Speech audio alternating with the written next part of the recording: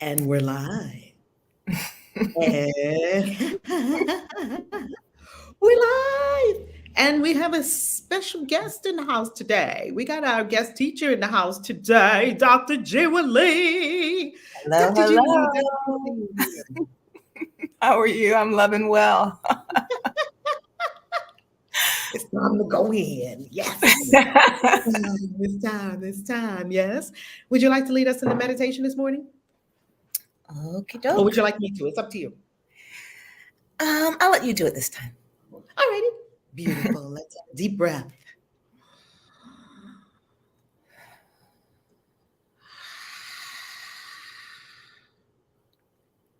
Breathing deeply.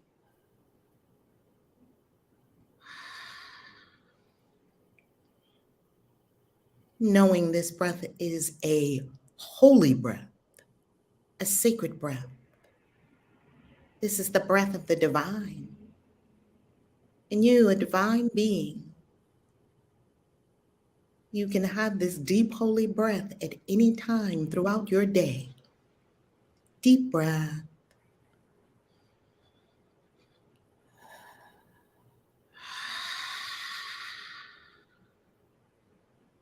Breathing deeply, deep into the diaphragm.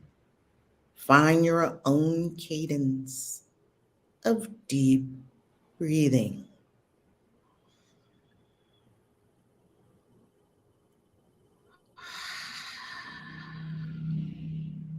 And as you breathe deeply, drop your shoulders. Your ears and your shoulders are not neighbors. As my yoga teacher says, no scrunched up shoulders. Drop your shoulders. Relax.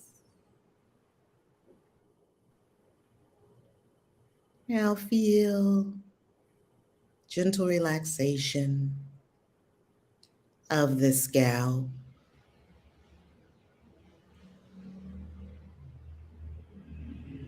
Breathing deeply.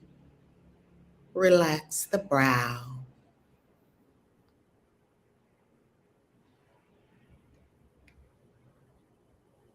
Breathing deeply. Relax the jaw.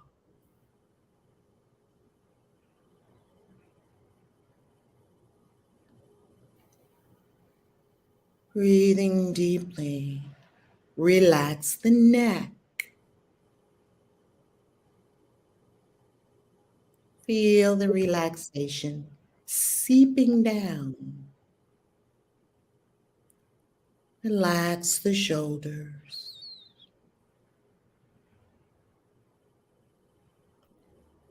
Relax the arms.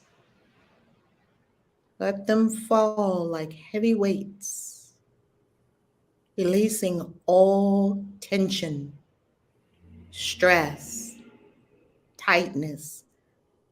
Just letting it go with your breath. Relax the palms.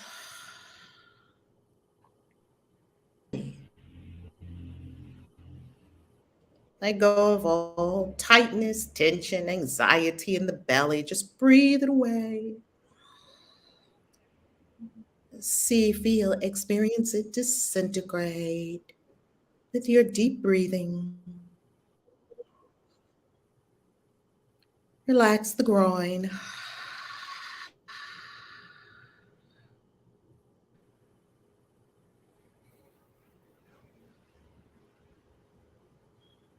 Relax the thighs.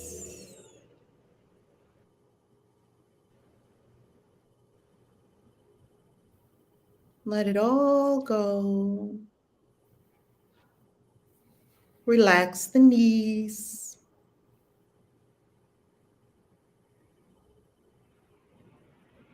Relax the shins.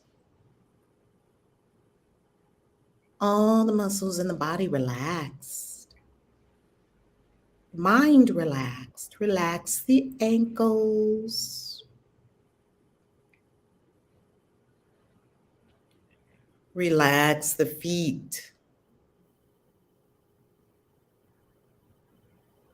Let the relaxation pour past the toes, relaxing the toes. They do a lot of work for you during the day. Relax. Give them a rest. Now watch all of the stress and strain pour out through the bottom of your feet. Just let it go. The Earth Mother receives it and transmutes it. Just let go. Relax.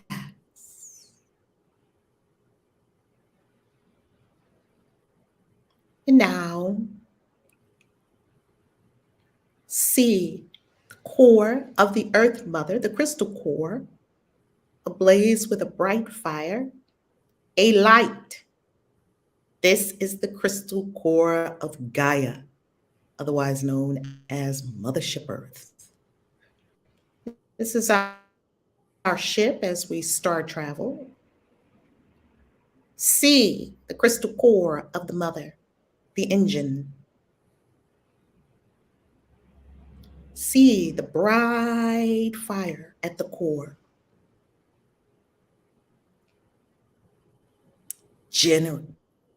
Generating energy. Now, by your intention, draw this earth energy up, up, up through the earth until it touches your feet. Draw it up. Earth energy. Grounding. Stabilizing. Rooting. Firm foundation. Draw this earth energy up, up, up, up.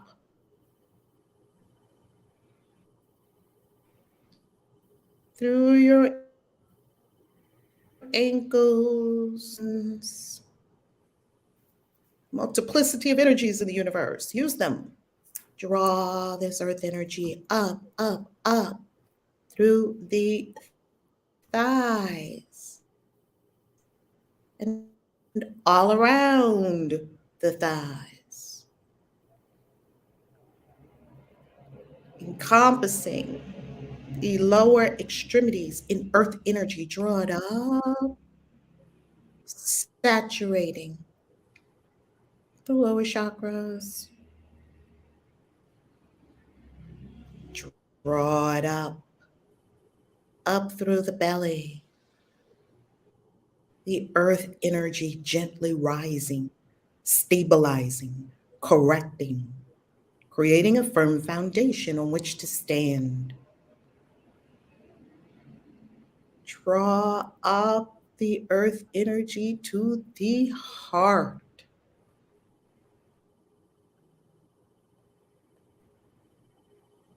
The heart greets this energy. It knows it well. Place your awareness in heaven above, celestial realms, and draw down heaven energy, expansive, big.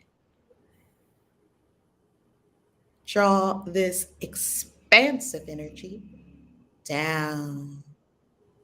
Draw it down from heaven till it touches the top of your head.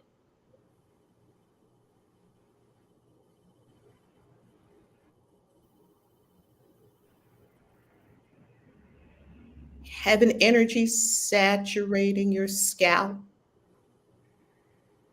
Heaven energy saturating your brow. Heaven energy saturating your ears. Heaven energy saturating your nose and mouth. Draw it down.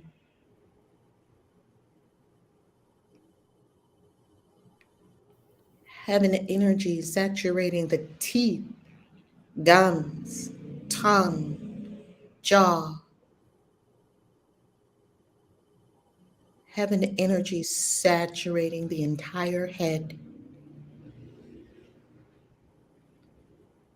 Heaven energy drawing down to the neck. Heaven energy drawing down the shoulders, expanding far beyond the body, not encased in the body, drawing down heaven energy to the heart. Kiss, swirl together in the cauldron that is the heart. And now one with heaven, earth, and the divine source within. Powerful light goes out from your heart, extending and expanding everyone and everything on this planet, beyond this planet, in this cosmos, beyond this cosmos, to the entire universe, boundless, active, forever has been, forever will be.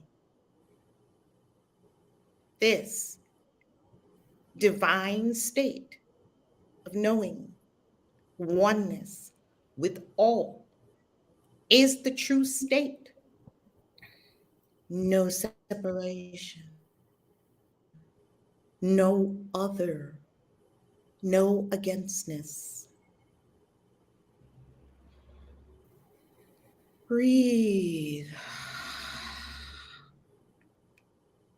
and make a silent, solemn vow to self to remember who we are, who I am, who you are. Remember, remember.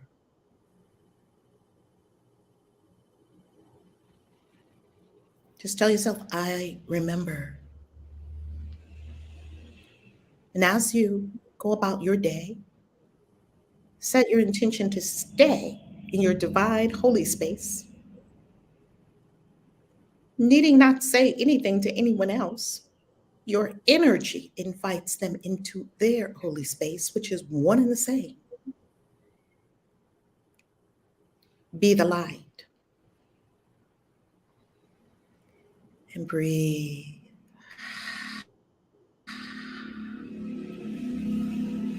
and appreciate all that is in us, all that is around us.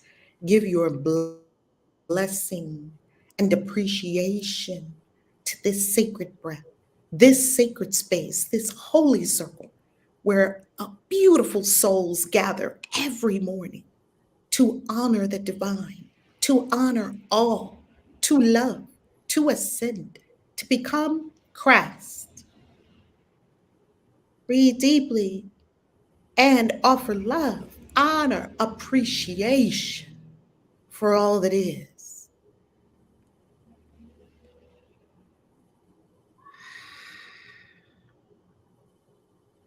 And as we prepare to receive Lesson 25, A Course in Miracles, I do not know what anything is for. Let us keep a meditative state as we open our eyes and give attention to the lesson. Remember, you can open your eyes and stay in a meditative state. Do not signal the mind to turn back on. We don't need it yet. You'll need it later when you do math. Right now, your spirit is all that's required. Keep the mind still. And when you are ready, look down first and slowly open your eyes.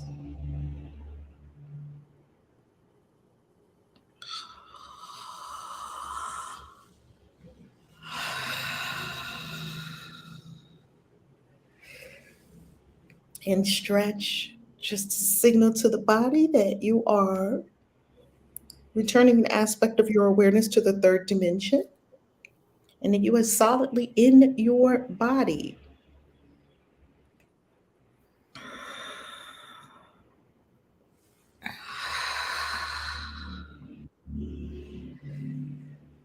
I learned the heaven and earth energy meditation from a beautiful, beautiful teacher many years ago, and there was a beautiful declaration and an affirmation that went along with it. I'll have to look in my journals and find it. That it reminded us that I am a point where heaven and earth meet. It's beautiful.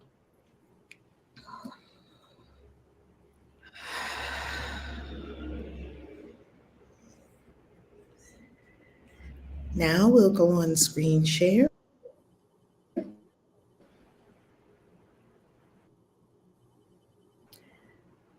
and receive a course.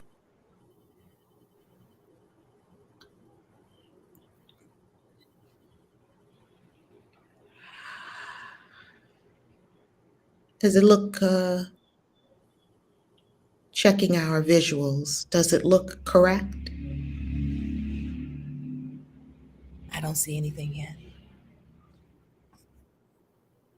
Oh, you don't see anything on the screen yet? Okay. Mm-mm. Okay, let's ask Love Tubers. Oh, maybe I didn't go on share yet. There we go. Okay, I've got to add it. Okay, I think it should work now. Let's see. Is the lesson visible now? Yes, it is. I see it. Wonderful. Here we go, family. Okay, lesson 25. I do not know what anything is for. Let's affirm it to ourselves. I do not know what anything is for. I do not know what anything is for. Purpose is meaning. Today's idea explains why nothing you see means anything, which was one of our former lessons. We've been here now for 25 days straight. Hallelujah. Give yourself a beautiful pat on the back for being committed. So we remember why nothing I see means anything. You do not know what it is for. Therefore, it is meaningless to you. Everything is for your own best interest. Remember, yesterday we practiced. Our practice was that I do not perceive my own best interests. That is what it is for. That is its purpose. That is what it means. It is in recognizing this that your goals become unified. Remember, yesterday, the course helped us to understand that we have many, many, many goals in the resolution of any particular situation that seems to bring us concern, and that some of these goals are conflicting. And so it is inevitable that even if we get the outcome that we think we want by the fact that we took the action based on our perception and our perception was wrong, that even if we do get the result that we were going after, that we're bound to be disappointed because there are some aspects of the goal that are going to happen and there are some aspects of the goal that are not going to happen. So we're setting up disappointment even before we begin. It is in recognizing this that your goals become unified. Yesterday, as we did our exercises, especially with Kristen, she shared with us one of the unresolved issues that was in her mind. And this beautiful soul shared with us openly. And we were able to identify 7 goals that were being held in mind with regard to the resolution of this one thing. And the goals were not unified. As many of us experienced, if you did, as the course said yesterday, required a lot of honesty. If we did the goals in a lot of honesty, we understand they're not unified. It is in recognizing this that what you see is given meaning. You perceive the world and everything in it as meaningful in terms of ego goals. Ding, ding, ding, ding, ding. Here is our issue. These goals have nothing to do with your own best interest because the ego is not you. We're following ego goals, but the goals have nothing to do with our best interest because the ego is not you. This false identification Makes you incapable of understanding what anything is for. As long as we have the false identification, we can't understand what anything is for. As a result, you are bound to misuse it. When you believe this, you will try to withdraw the goals you have assigned to the world instead of attempting to reinforce them. Because most of the time, when the goals are not working out or we get disappointment in the goals, we just keep trying to reinforce the same goal. Now we understand these are ego goals. Wow, how many of my goals are and have been ego goals? And the ego is not you. So the false identification is making the problem. Another way of describing the goals you now perceive is to say that they are all concerned with personal interests, personal in quotes, air quotes for Clubhouse. And if you're following along with us, we are in ACIM. You can go to acim.org or the book, as you know well. But if you're new here, that's where we are. Since you have no personal interest, your goals are really concerned with nothing. You have no personal interest. In cherishing them, therefore, you have no goals at all. And thus, you do not know what anything is for. So, the course is really helping us to understand why we don't know what anything is for, because we don't have any personal interest. And if all the goals are related to the ego, well, the ego is not you. Before you can make any sense out of the exercises for today, one more thought is necessary. As if we didn't already have the bombshell. And just basically everything you've been going through for Val, just scrap it. Because it's all the ego, and the ego's not you. Before you can make any sense out of the exercises for today, one more thought is necessary. At the most superficial levels, you do recognize purpose. Yet purpose cannot be understood at these levels in your immediate vicinity. What you do not understand is what you want to reach him for. Wow. So on a very superficial level, we understand purpose.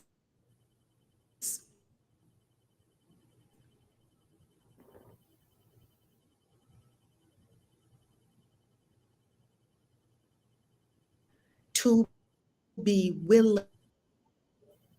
There goes that word again.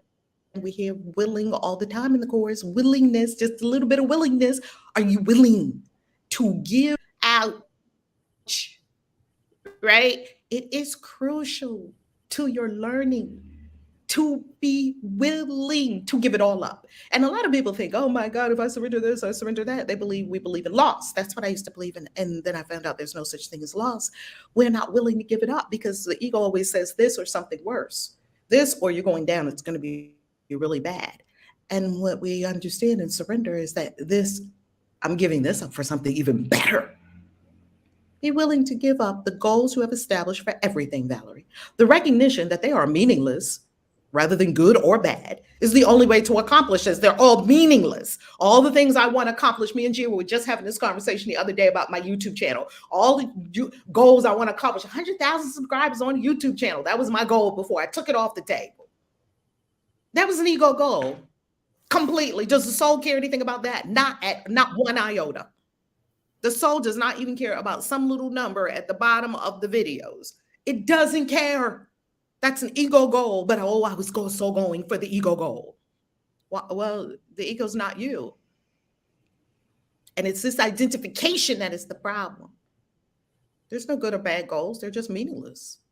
The idea for today is a step in this direction. 6 practice periods. Yesterday we had 5. In the earlier periods of lessons in the course, we had 3 to 4. One day we had our structured day every 30 minutes. Today we had 6 practice periods, 6, 2 minutes each are required. Each practice period should begin with a slow repetition of the idea for today. Let's repeat it together. Again, I do not know what anything is for. Followed by looking about you, letting your glance rest on whatever happens to catch your eye, near or far, important or unimportant, human or non-human, quotes with all of that, with your eyes resting on each subject you select. Say, for example, I do not know what this chair is for. I do not know what this pencil is for. I do not know what this hand is for. Say this quite slowly without shifting your eyes from the subject until you have completed the statement about it. It is almost a 2-minute meditation. Then move on to the next subject and apply today's idea as before. I do not know what anything is for. Let's do our first exercise now. Look about you. And for 2 minutes, we will do our exercise and go. I do not know what that glass is for. I do not know what that flower is for. I do not know what that lamp is for. I do not know what that backpack is for. I do not know what this light is for. I do not know what this website is for. I do not know what this tarot deck is for. I do not know what those glasses are for. I do not know what that computer is for.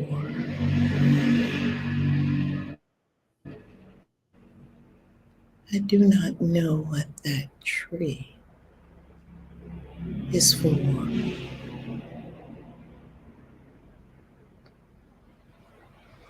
I do not know what these curtains are for.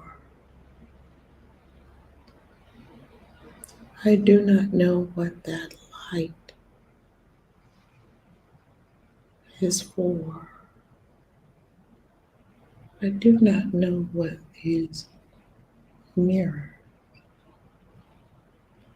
are for. And breathe. Jiwa, what say you about today's lesson?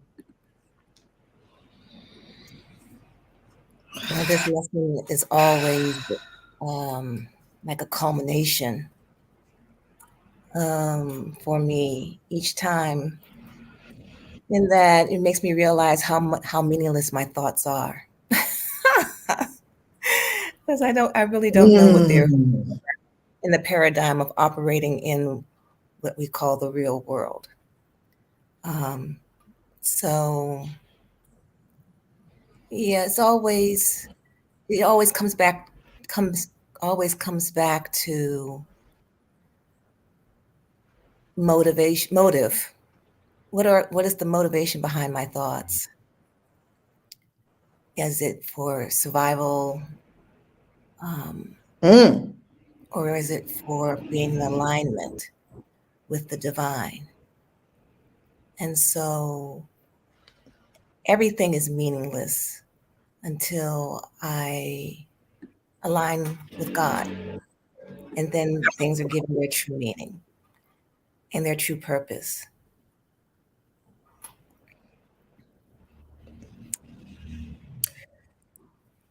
I have a question. I want to see if we can unravel some goals here and see if you have some goals in Clubhouse, come up on stage. We want to unravel some goals. Want to play, Jiwa? Sure, why not? Let's unravel some goals. Who has some goals? Queen Hadassah's on stage. Blessings, Queen Hadassah. She's also a mod. in the moderator in the room. Queen Hadassah, you got any goals you want to play? Anybody want to play with some goals? I have no goals whatsoever. She's a smart woman. We're afraid to have goals at this point. Who has some goals? Who has some goals that you want to share? Even those closet goals that you pretend that you don't have, but you still aspire to. That you would be really happy if they came to pass. I would really be really happy if this came to be. Well, that's a kind of a closet goal. Okay, I'll tell you several goals that I have. Oh, I have a goal of having this beautiful love relationship. Oh, I have this goal of traveling around the whole world. Or I have this goal of going to 200 countries, of every country on the planet. Do I really want to go to every country on the planet? No. So there's a part of me saying, go to every country on the planet. That's an ego goal because there ain't no such thing as countries. Mm-hmm. There's people that drew little lines on little pieces of paper and said, this is mine. Okay. What's a country other than a bunch of people that got together with one big flag, right? They made a logo, they made a sigil, a magical sigil for their domain. And they made let's have a code. And they wrote the code down. What do we believe in? And where? And then they picked enemies because the ego has to do that. It has to get some enemies that you're gonna fight against, right? Mm-hmm. So that's some enemies. They don't like us. We made up an attack story. Anytime you manufacture other, you create a problem. And you manufacture other when you have separation. When you see something as separate from yourself, other automatically comes into view. And so there you have something to push against. So okay. There's another. Yeah. So even in worshiping God, we have so many different ways and delineations and dogmas and rituals and everything else. And the goal is God, and that's the one goal. And the pathways are different. The problem comes when we make our pathways better than other pathways. Mm-hmm. Woo. Making it into a religion. The devil and God were walking down the street one day. And you didn't know they walked down the street together, did you? They do. So like, oh my God, can you see where are you going with this one? This sounds horrible already. It's blasphemous. The devil and God were walking down. They're friends, right? The devil and God were walking down the street one day, and God was holding the truth, and the devil said, hey, let me hold that for you. I'll turn it into a religion. Like, oh, wow. Didn't all the spiritual teachers who've ever been here tell us, don't make it a religion? You have it. But what did we do? We went and set up religions that was around them being the savior rather than save yourself. You are the divine. They all told you the same thing. Christ said the same thing Buddha said. They all said it. You have the power, including the witch in The Wizard of Oz. She was the one that got Dorothy home. Exactly. You had it all along. You had it with you all along. I'm paraphrasing, but yeah. But we're still waiting for a savior. Okay, let's see about goals. I've had some goals and gave them up last year. I was tired of struggling to make things happen. I see why now. It was all meaningless.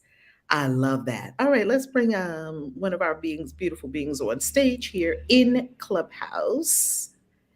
Hey, Althea, how you loving? Blessings, Althea. Oh, I'm loving well. Thank you so much. Can you hear me? I sure can. Go right ahead. The floor is yours. Okay. Well, your goal mimics my goal, which is to get my YouTube channel to a certain number. And I've been fixated on that because I have worked so hard to get to where I am. But it's like, I just want to get to 1,000. If I get to 1,000, Sorry. I'm sorry. We're cracking up. We're cracking up at this goal. But it's like I gotta get to 1,000. Oh, You know, who doesn't hear us? with Althea, 1,000, Althea, Althea, let's pause for a quick moment. We're laughing at this goal. Okay. We're on YouTube and Facebook chuckling, not at you. I want to make sure that you know we're not chuckling at you at all.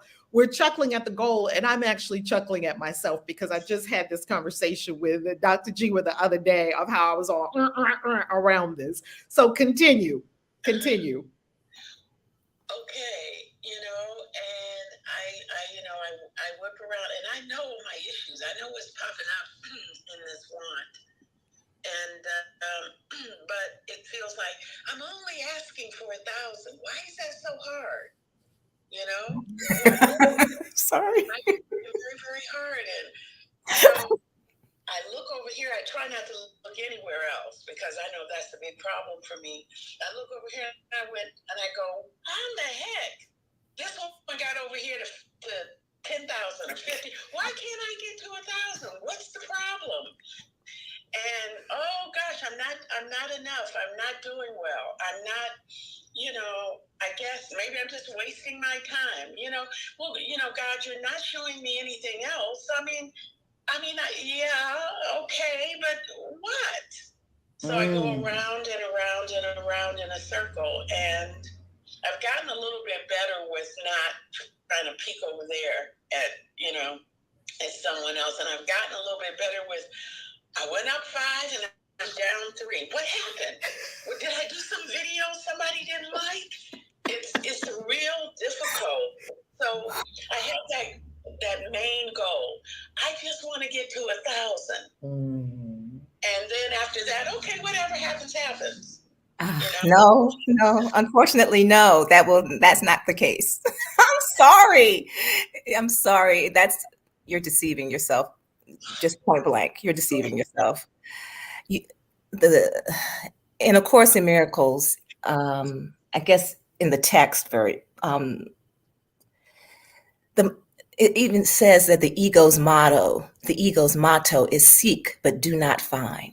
Seek but don't find. Seek but do not find. And so you're seeking a number that you think is going to bring you something. And so you're operating from a premise of lack. I don't have this, but if I have that, I'll feel a little bit better about my situation, which is still a lack mentality. So even if you get 1,000, once you get 1,000, your internal feeling will not change. You will still feel like it's not enough. And so it'll go to 2,000. And then it'll go, and so you keep on reaching these goals thinking that the goal is going to give you something that is going to give you something internally when the work has to be done internally. It's not an external exercise. You're looking for something external to fill a hole that you perceive in your heart. And to give you, and to fill that, and nothing ever external will fill a hole. You have to really understand who you are. You really have to understand that you need nothing. You have to really understand that you are an instrument to be used in a way that you want to be a willing partner with God, a willing instrument. So your hands and feet and mouth and ears, whatever message that you're having on your YouTube channel can be for the divine, as opposed to your exposure to 1,000 people.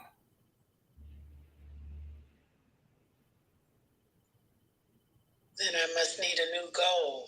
Oh, that's one step. But then what did the Course say us today?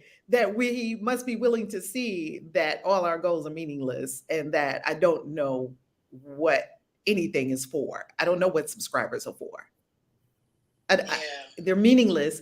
And therefore, if I'm not willing to throw out all the goals that I have about everything, let's bring that back up again. Isn't that what the Course said? It said that I must be willing. Let's look at that exact sentence because this will help us. The willingness sentence, it's a powerful sentence. It is crucial to your learning to be willing to give up the goals you have established for everything. For everything, for the YouTube channel, for the kids, for your health, for your life, for your money, for your wealth, for your prosperity, for your coaching practice. Well, I have to be willing to give up the goals I have established for everything. I established those goals. And because I established them from the ego perception that is not me, I have an identity crisis, first of all. And second of all, I'm really talking about nothing because it's all meaningless. What the ego wants is all meaningless. Is this is this landing? And then I'm going to give you a little bit from my story. I was just talking to Jiwa about this the other day. Isn't it amazing, Jiwa? It was funny. But you know what I want to say is that whenever you come up with a goal, there's a thought behind that goal. So you have to look at the thought behind the goal. You know, okay, you made a goal, but what's the thought behind the goal? What caused you to place the goal in the first place? What's the thought that caused you to say the goal or think that you needed the goal in the first place? I know the thought. I'm very aware of the thought. I guess I don't know how to override because I'm very smart. My mind is very, I know what it is intellectually, but I can't seem to. Would you mind sharing what the thought is? The heart part of it, the part. Yes, it's comparison. It's not good enough. What am I doing that is not getting me the most love right now? Mm-hmm. That's powerful. And I know all of it. Like I said, I'm very in my head. I'm very clear. Okay, so I have one more thing to say. One more thing to ask, I guess. No matter how much I talk to myself, God and I are one. I am one with her. I guess, she's like, you may know all of that. Okay, so this is not an intellectual exercise. This relationship with God, it's not. There are plenty of smart people who read a course and read the Bible and understand all of that. This is a heart exercise. It's a heart exercise. Can you hear me okay?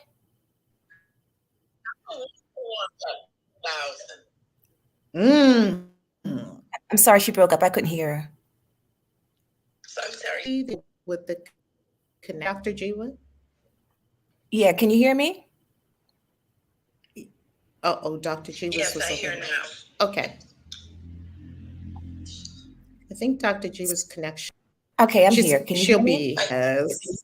Okay, now we can. Yes. Go, okay. Jiwa. All right. I was saying that being smart has nothing to do with it. It's because I find that when I'm coaching or dealing with people who are smart, that's an impediment because they think they've been taught that their intellect can help them overcome anything in the world. You go to school, you do this, you get street smarts, you get intellect is supposed to help you prevail. But we're talking about heart smart, being heart smart. And right now you don't feel connected to God.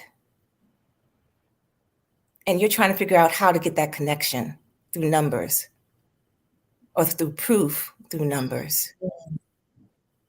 And so it's a worthiness conversation. It's a worthiness conversation, not based on numbers or externals, but based on who do you say you are? Have you claimed your birthright?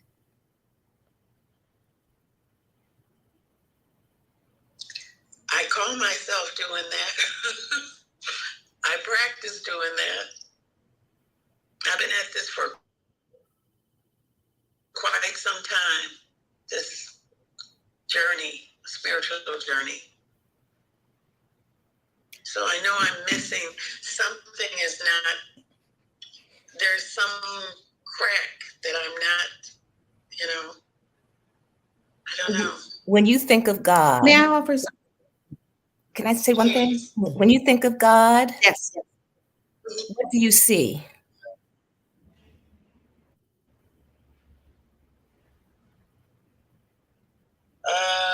What do I see?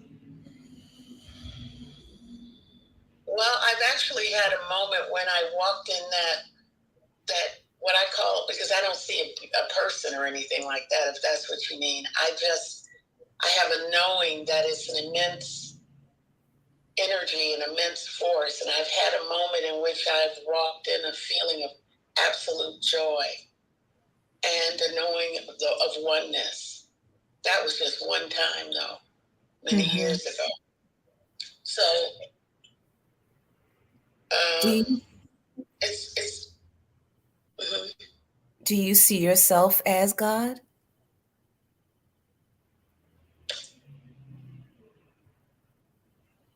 I see myself as working to, like I said, I know it in my head. I see myself working to embody it or know it at a visceral, physical, essential level. But I know that I'm probably not there. Obviously, I'm not there. But I work on that. That's part of my work, if that makes sense. Yeah, there are a whole lot of catchphrases in that, but that's too much to go for right now. But yeah, I do understand what you're saying. Okay. I do understand what you're saying. Okay. And I also understand that the work can be a hindrance also. Mm-hmm. In the sense of it being work. Yeah. Yeah, that's true. Isn't there some scripture about prove thyself worthy or something like that? Because although I never became a Jehovah's Witness like Reverend Val, but I did study. So I know the scriptures and they pop into my head all the time. And I don't know. Anyway, I wanted to just have enough courage to say that because... yeah, definitely. Definitely. I mean, because when you're able to say it out loud, you're able to hear what you're saying. You know what I mean? You're actually able to hear what you're saying. Yes. And so you're looking for validity in numbers. And your validity is not in numbers. And I know that, but I can't seem to know that. If that makes sense. I can't seem to, I know that, I know everything. Like I told you, I'm brilliant, but I can't seem to know it where it matters, And I don't know how to get over that. I know what the problems are. I just don't know how to bridge them. And I said one day, I got on the stage once before early, and I was saying to Reverend Val that all these times, I bought the Course in Miracle book 4 times over 30 years. And this is the first time I've ever been able to do this. And so maybe this is part of it, I don't know. But that's okay, what's my goal? My goal is to bridge the knowing and the being. And it just happens to be, I guess, attached in this moment to YouTube numbers, which I really don't give a good about because I just want to do the work. I just want to do the work I was sent here to do and have it be meaningful. So I guess that's another goal. So I see the goals unraveling in front of me, and that's in itself informative. So I don't want to take too much time. No, Here. you're not taking up So, time. I think what you're saying is thank you very important. much. I love, I want to say Reverend Dr. Jiwa. You're welcome. You all are. Yeah, you're not taking up too much time. Because it's all of us. You're speaking Yeah. for everyone. Yeah, you're speaking for everyone here. Mm-hmm. Okay. Yeah, the conversation is so rich in that there's so much there that really points to your thinking and your beliefs. You know, who do you say you are? I mean, who you are is not up to you. Who you are is not up to you, but who do you say you are is. And you get to choose. That's the whole point of free will. You're given free will and dominion because your divinity cannot be coerced upon you. It's already there. You just have to realize it. And so, Right. and so, um, in A Course in Miracles, there's a passage in there. I don't know if we passed it not or yet or not, where it says you ask these questions before you do something. What is this for? You don't do the thing and then ask and then evaluate it afterwards as to why did I do this? You know, what is this for? Whenever you're gearing to do something, what is this for? Another passage, there's speak of asking questions about your day. Where do you want me to go? What do you want me to say, and to whom? You know, so it's basically you're offering yourself up to be used as an instrument for God. And so it just keeps you on point as to your true motivations and your true you say you want to use your gifts, but have you ever asked, I'm just putting this out here, not accusatory, but just stating, have you ever asked, what would you like me to do today? Where would you like me to go today? Who would you like me to talk to today? And what would you like me to say? As opposed to, I'm going to do this and I'm doing it for God. And that's tricky. It's tricky in the sense that you're doing something with a good intentions. However, you really haven't, you don't know if you're in true alignment with what you're here to do.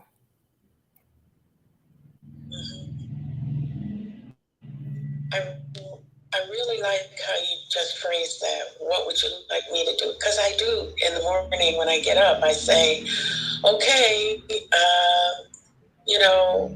I will be done. Use me. I hear Rich Dyers in my head singing that song. And, thank you very much. And then I dash about my day, but I never have really put it like that. And I'm absolutely liking what you said, because then it means I must pause and wait somehow for an answer. Yeah. Yep, exactly. Exactly. Write it down. Perhaps it was support. Okay. What would you have me do? Where would you? Okay, I like that. Yeah, what would you have? It's 4 lines, and you can put them in any order. What would you have me do? Where would you have me go? What would you have me say? And to who? It's so simple. What would you have me do?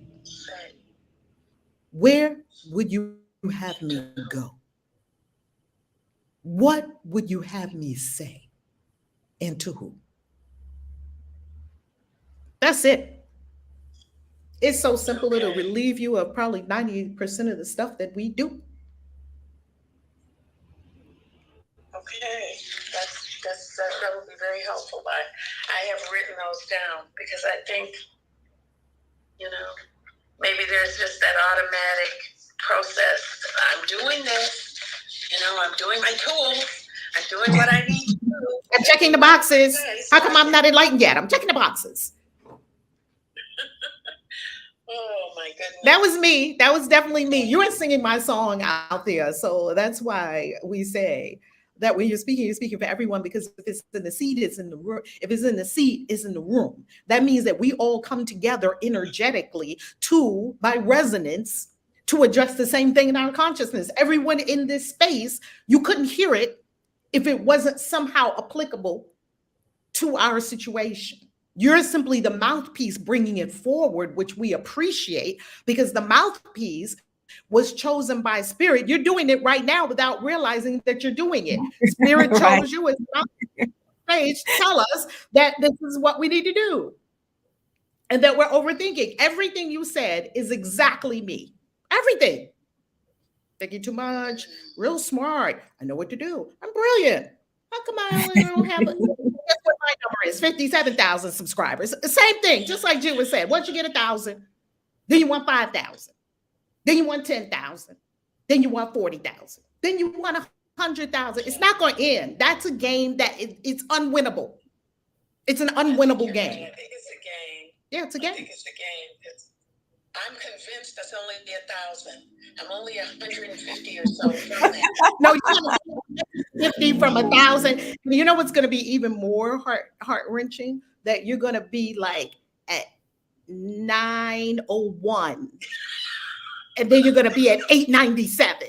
And you're going to be hanging on the number every day. I'm telling you, that's what I was doing. I am telling you exactly what I was doing. If you think I'm fooling, I'm not. No, we were talking about this last week. We were talking about this last week. Oh, that's funny.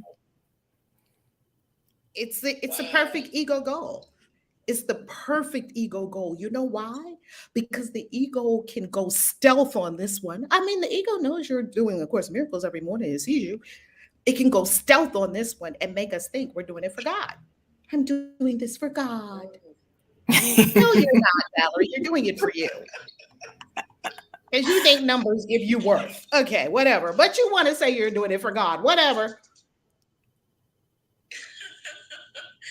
Yeah, you think you're too smart for your own britches. Yes, as a matter of fact, I find that very highly intelligent because, like Jiwa says, a lot of my clients are very, very intelligent, very accomplished. They did well in school, straight A students. I was like that. They wanted to skip me in school, super use of the intellect, really smart. It does become a challenge at some point in your spiritual path if you're really smart. Oh, yeah, definitely. Definitely. I can outthink myself on this one. I can outthink this. I don't have to go deep and do the hard work or go deep and change my mind about everything I think about and see the fallacy in my foundation. I had to look at the foundation and change the foundation.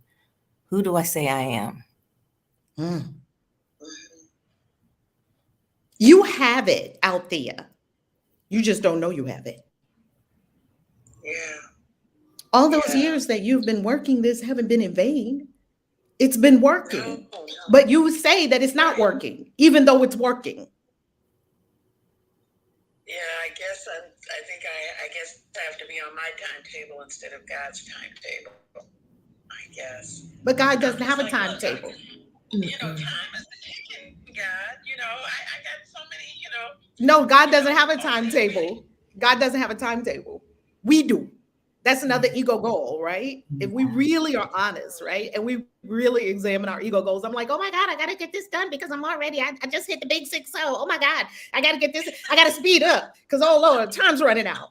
No, it's not. You might have more years ahead of you than you even already lived. Yeah, I would encourage everybody to look at the thought behind the thought. And the thought is, the thought that Althea was saying was, why, the questioning, why this is not working. Why, I should have more than this. So behind the thought is, a lack. I don't have enough. And your thoughts are powerful and you get to be right. So you will not have enough. So the thought behind the thought is, I don't have enough. And so that is playing out in your life. That's the thought that needs to be addressed. I do not have enough, because you are right. You're being correct with that thought. You have the power of God, the energy of God powering that thought. And so until you change the thought, not modify your behavior, until you change that thought, you won't see anything change. Guaranteed. Because the law, there's no working around law. And the law of mentalism says all is mind. And if that's in your mind, that's what you're going to see.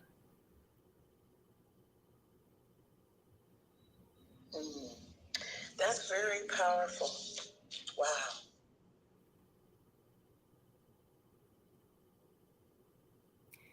Not only powerful, it's true.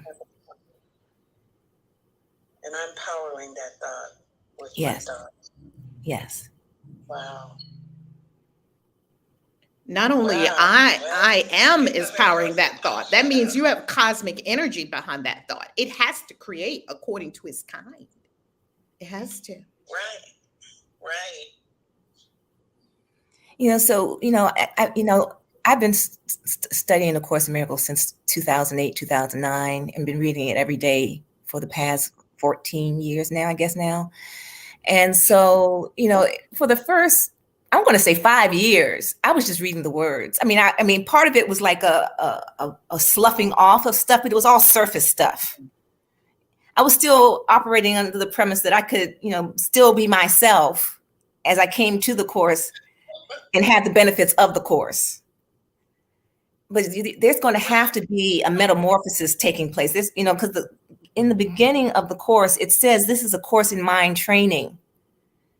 And so fundamental, foundational beliefs and thoughts have to be looked at for what they are and examined and see how they're producing in your life. And a decision has to be made. A willing decision has to be made whether or not you want to change them. Because ultimately, it's your choice. But you cannot get around the evidence of your thoughts. The evidence of your thoughts play out as the experiences of your life. And so if you don't like what's happening in your life, you have to go to source, root cause, and change your thoughts. You can't pretty them up and put lipstick on it and clean it up and dress it up and make it feel tolerable. Tolerable is, I want 1,000 people to validate myself. But then the goal becomes intolerable, because the thought behind the thought is that I am not enough gets to play out. It will still play out, because that's how energy works. And that's what you're really thinking. So I encourage everyone to look at the thought behind your thoughts and know that that's what's powering your experience.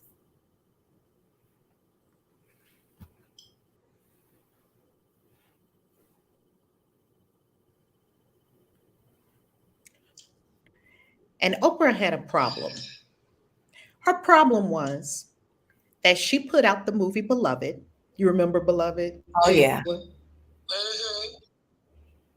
And it was not a box office success. No, I remember. And she was so upset.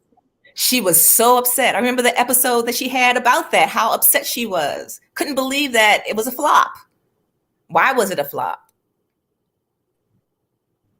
Yeah, I remember that. I remember that episode. That's interesting that you brought that up. She called Gary Zukav.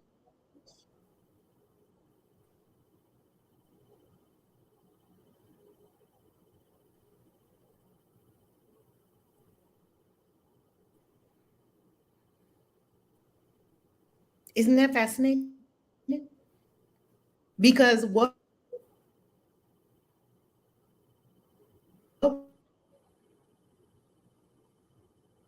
would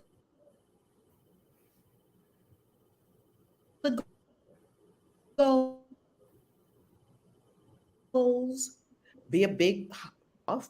He wrote Sea of the Soul. He talks about intention up your little your soul being the she called Gary Zukav. Oh my goodness, just crying and tears and all to pieces because she loved this. And the book is it's otherworldly. What can you say about Toni Morrison's writing? It's otherworldly. I don't know where she was channeling this stuff from, but who she was tapped in. Okay, and God, we honor her now as a risen being, helping us all. Well, Gary Zukov said to her, "What was your intention?" He asked her the same question Dr. G would just ask you in different words. She asked you what was the thought behind the thought of, but what's behind the thought, powering the thought.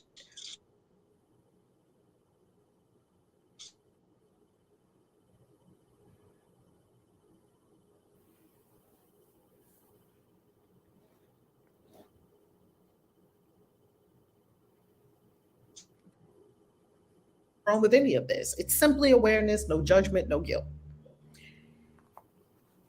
Well, he asked her, what was the intention in making the movie? And you know what she said? Because the story was so good, I wanted to tell the story. He said, and did you do that? She said, yes, I did. Then mission accomplished. What's the problem? But all these people, do you see how this is an ego story we make up in our mind? But oh my God, all these millions of people didn't think the same thing that I thought. Why should millions of people think the same thing I think? Should that even be, what would the course call that? It would call that insanity. Why should millions of people think the same thing I think, that it's a good story? Why should millions of people want to go see it? Why should millions of people just pour into the box office and all this box office, ching, ching, ching, ching, ching? Why? Why should that happen? That's an ego goal. I told the story.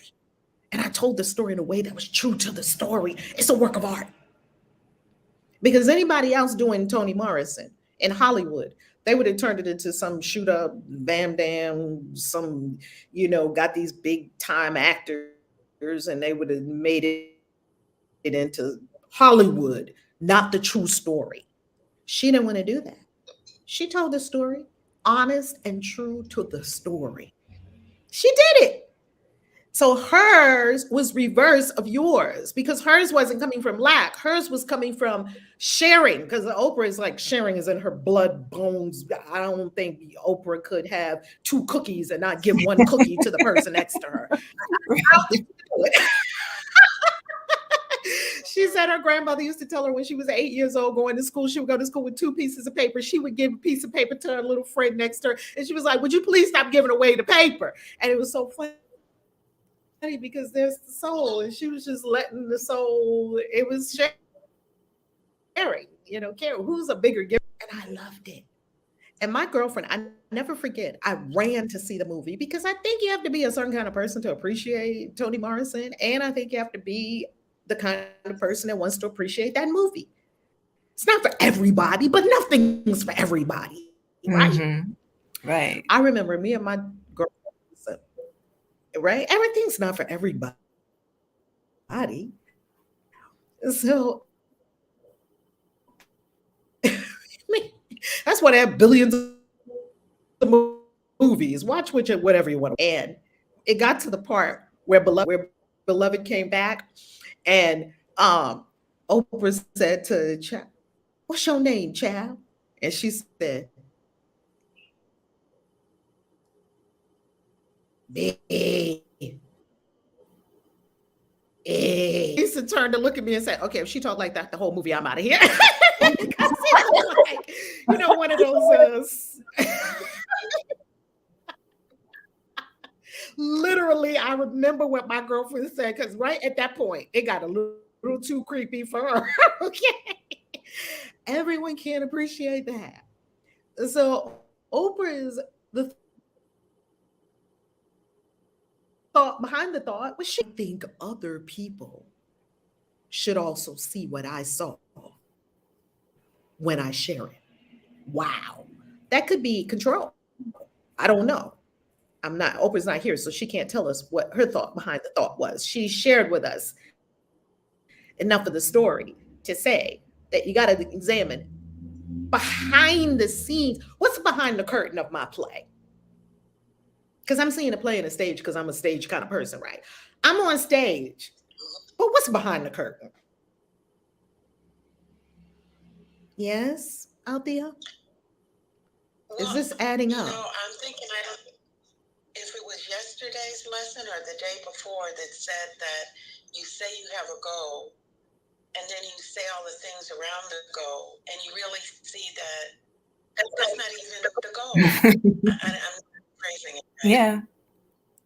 If you have a goal, you think you have a goal, but you got all these extra things tied into it. And that's what it reminded me of when you talked about Oprah. She wanted everybody to see it. And her point was to tell a good story, and he helped her see she did that. And then she had to let go of all those other expectations that, yeah, but a lot of people are supposed to want to see it. A lot of people should, love this good story like I do. So that really helped me get that point. I think it was yesterday's lesson. That's very helpful. I have to really meditate on this, so to speak, because what this course is helping me to do is to really separate, like, I don't know if it was you or Jiwa that said, I was reading it all the time and I didn't want to stop being who I was. I just wanted to understand it and use it, but still keep me the way I knew myself. Yeah, Jiwa said that. Mm-hmm. I think that's a very powerful, because I think that I do that too. And probably a lot of other people do. You think, oh, I'm learning this. I'm practicing, right?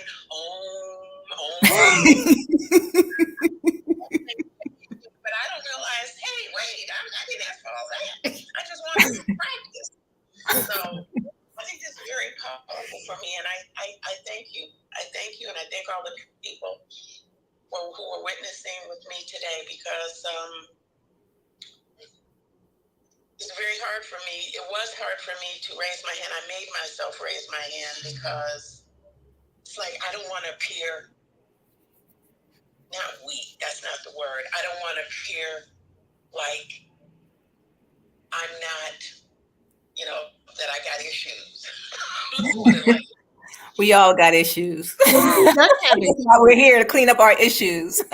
Exactly. Who don't have them? If you don't have no issues, you'd be gone. You'd be raised up off the planet like Thich Nhat Hanh. God bless Thich Nhat Hanh, and like Dr. Hewlin Haleakala, who brought us a whole Ho'oponopono. God was source was like, okay, come home. You did your work. Right. We're still here. Yay! Still in the curriculum. I love it. Well, I'm a teacher, so I don't want to appear like I don't know. We're all teachers. We're all teachers. Yeah, this is a community of masters, teachers, healers, magicians, witches, wizards, warlocks, powerful beings, magical beings who can manifest things. I mean, out of what I've seen this community manifest, it will have your jaw dropping. This is not a community of schmucks. This is a community of people who've been meditating. They've been to retreats. They've been to this and that and other, and we're still here. Isn't that a sign? Right. Mm-hmm. You're in the right place. And super smart. I'll give you an example. We went to Dubai. There was in the room between Dr. Denise Bacchus, Queen Hadassah, Dr. Jatea Wiley, and Dr. Dr. Saint Germain. Something like 14 or 15 degrees. How many degrees did the three of y'all have? Queen Hadassah. Super smart. 15. Super smart. They're all doctors. You can't be a doctor without doing a lot. You have to do a dissertation. Super smart. Just like you, Althea, just like me. Super smart. Financial advisors.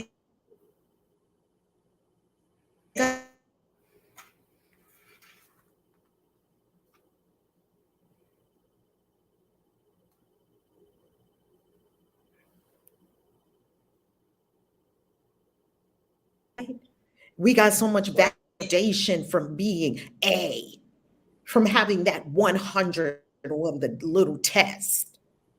Why? Because the West highly prizes intellect. If we were in the East, we probably would have been failing because in the East, they highly prize connection to source. So in the West, it's very highly prized intellect. I've said it a million times on this YouTube channel. I've said it a million times over the years. You can't think your way to God. Can't do it. It's impossible. Trust me, I tried. Trust me, if you could have figured that out, I would have already had it on a spreadsheet. I'm a freaking air sign. I would have put it on a plan, a spreadsheet. I would have said, here's the plan. Try to be safe in my little plan. Okay, I got the plan now. Instead of trust. Right? Too afraid to trust. Too afraid of the unknown. No, I need a plan, God. What does it look like? What am I going to be doing on September 13th, 2097? Okay. How crazy does that sound? But that's what we're asking for. It's a little wild. That's what we're asking for. Look at Gina. Here goes another smarty one. Another smarty pants. I have 2 degrees and was the valedictorian of my high school. And our heart thinking has helped me more in my life. Heart thinking. Heart. 2 degrees and valedictorian. Same way with Veronica, my little lady. She summa cum laude, graduated. She got the honors, National Honor Society, National Science Honor Society, National Math Honor Society, and National English Honor Society. Wow. She had all the cords hanging down when she was on her little graduation. I was applauding. Soon, one day, she's going to be 21 in April. Super sweet, super beautiful. She is a smarty. I mean, smart. And she's also super creative because she writes these novels that are just like, she writes these stories that are just, she has a Wattpad and you can read her stories on her Wattpad. She has thousands of people that read her stories, right? Her fantasy stories. Like, I'm like, Wattpad, Wattpad, Wattpad, like a watt of in a light bulb, pad. Like you can write online for all the writers out there. Yeah, it's a website. Yeah. It's like Medium where you can write, Medium, you write posts, blog posts. Well, this is actually a place where people write stories, chapter by chapter. And you can just put it up anytime you feel like it. She's been on Wattpad. She found it. She told me about Wattpad.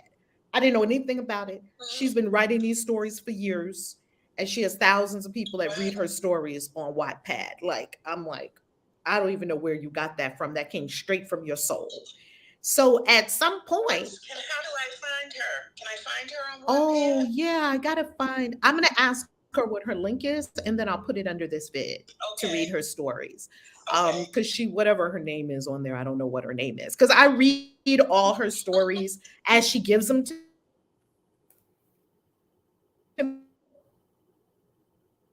me. I don't have to go online to read them. She just gives them to me to read. And I've been reading her stories. So anyway, I said that to say that she's having, I see her in both hemispheres of the brain, right? The left and the right. And the left, now we're going to that you can think even more, and you go out in the world and you're going to get paid to think. And one day, I already know what's going to happen. She's all this is maybe 20 years. She probably needs 20, 30 years to go out into the world and get frustrated and have bad bosses and, all that kind of stuff that you need in your life. You need all that stuff to get you to where you're going to be. And one day, I get the sense that she will be like, that razor sharp mind can be used for God if you want. If you want. Please don't anyone take from this the idea that we don't want you to grow on YouTube. And please don't anyone take from this the idea that somehow it's bad or good to have subscribers. Remember, the course said there's no bad or good, there's just meaningless. Right. It doesn't mean anything. So why are we running after it? And there could be no better metric of meaninglessness than YouTube's subscriber count. It has nothing to do with who watches your videos. There could probably be not a more meaningless metric. than subscribers on YouTube. It means nothing. And Val, one of the things that comes to mind is all these young people lately killing themselves, all these influencers. They're killing themselves or dying early because of the stress and everything associated with the persona that they've taken on being an influencer. And I just find that really interesting too. They're looking, they got this thing. They may have started out, it was something fun to do, and then it turned into a thing. And that's another thing to watch out for. You start off in, doing something that you love, and you're just doing it, and then you ascribe meaning to it. And that's when the problems start beginning, when you start ascribing meaning to the things that you're doing. So just be mindful of that too.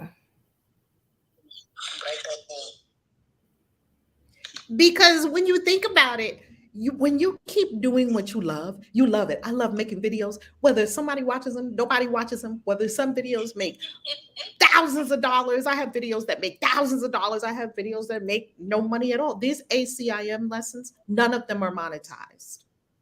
You can't see an ad in front of it because Spirit let me know that the idea or the experience of a blaring ad just before a meditation probably is not something that goes together. Buy this, buy this, buy this. Okay. Take a deep breath. It seemed like those are they're not on the same vibration. So Spirit will tell you everything to do. And guess what? People super chat me more. People throw money at me when I go live on YouTube, more than the ads could pay me. People become members on the YouTube channel, pardon me, for $4.99 a month so that they can get access to the books, the ebooks, completely as a gift. We give them to all our members. All my books we give to the members, and they get to read all the books. Yeah, I remember. Yes, yeah. How you like it? You keeping up with the books? More are coming soon. This is Soul Whisper on YouTube. Soul Whisper, you're coming to 222. No. Oh, I thought you were registered. I'm Okay. in Ecuador. Oh, you're in Ecuador. How lovely. Oh, that's lovely. Okay. Yeah, because we have a lot of people registering for 222. I am so elated. If you're not coming to the 222 event, this is the event to honor 222. And this is the only time you'll be able to do it in your life. This is the only time in your life that you'll be, unless you're planning on being here in the year 3022. Another 1,000 years from now. Right? 222 on 22. I mean, the energies. Wow. So we have some beautiful souls coming to the 222 event. I thought I saw you as one of the registrants, but it's someone else. And Dr. G. Willie is going to be there. Dr. G. Willie is going to be there. Guest teacher. Woohoo. Love it, love it, love it. Althea. Well, we have to go to Ecuador.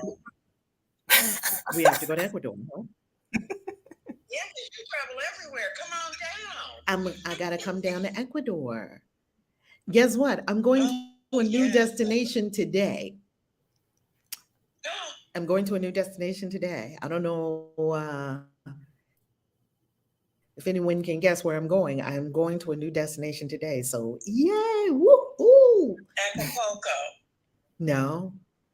But you guys can put it in the chat. It'd be fun to see who can guess where I'm going next. I'll give you a hint. It is still in the country of Mexico. Mexico has 30 states, Right. just like the United States has You're 50 in, states. Mexico has 30 states. I was in the Yucatan. I've been through the Yucatan. Now I'm in Quintana Roo. You know, you have Jalisco State. You have 30 states, like Texas, Florida, Arizona. It's like that. So you have 30 states in Mexico. You know, Mexico did not close up. They closed up for a minute, then they opened right back up. You know what they said? Ooh, Mazatlan, I love that. Yeah, you know what they have said? restrictions. Mexico became the number one destination during 2020 and 2021. They were like, hey, come on. Mexicans are not crazy. And Mexicans like to make money. Okay? They told me many times, no, many Mexicans have told me, no, Mexicans like money, pesos. I was like, okay. Mexicans are my kind of people. Come down here and get some of this Mexican hospitality. They will welcome you in. They It will welcome you. Never had no issues whatsoever in Mexico. And they stamp your passport for however long you want at the border, up to 180 days. You can come for 6 months. Okay. Puerto Vallarta, Teabel, that's close because that's going to be coming up soon. You're close, Teabel. You're the closest one. Tulum, been there already? Nah. Mazatlan, like that. Okay, can I share something with you, Althea, as let's see if someone can guess it correctly in the chat. Can I'll send you, I'll make it a little more interesting. I'll send you guys some Bitcoin, some Satoshis. I'll send you some Satoshis to the person who's get the first right answer. I'll send you some Satoshis. Let's see. Not a lot, like probably, I don't know, $5 worth or something like that. I'll send you some Satoshis. On Cash App. You have to have Cash App, and you have to be able to put your Cash App in the chat. I don't see it yet, but I'm looking, and the first person who says it, I'm sending you some Satoshis. Althea, can I share something with you about my YouTube experience that I shared with Dr. G with you the other day? I was all torn to pieces by subscribers. And I will say it publicly. I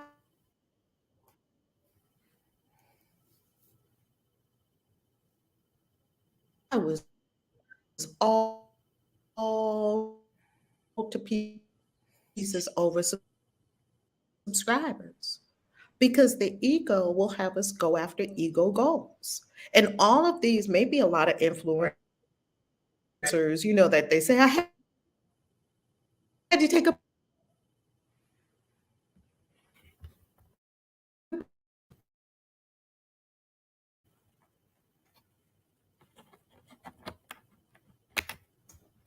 break from my bed. Because fucking I feeling when I want to be or drinking a smoothie or something. But you love making videos, and then you make to a video and you feel inspired to do it. It's gonna, I get a ding, straight then make the video, release it. Thousands of people watch it. Oh my God, this is what I needed to hear today. Oh my God, this is it. Millions of video views later, millions of people have watched these videos, and I can promise you one thing out there. I didn't go out and get them. Spirit walk, because you did your part. Your part is there is a line that we teach in the mystery school. It's called the pattern on the trestle board. We have to bring this up because it's so important. I'm going to bring this up. Oz and Lead, we're going to see you at the 222 event. I saw your registration. I'm so happy for all our peeps coming to the 222 event. We're going on screen share, and there's something I have to show you. Y'all let me know. Do you see my screen?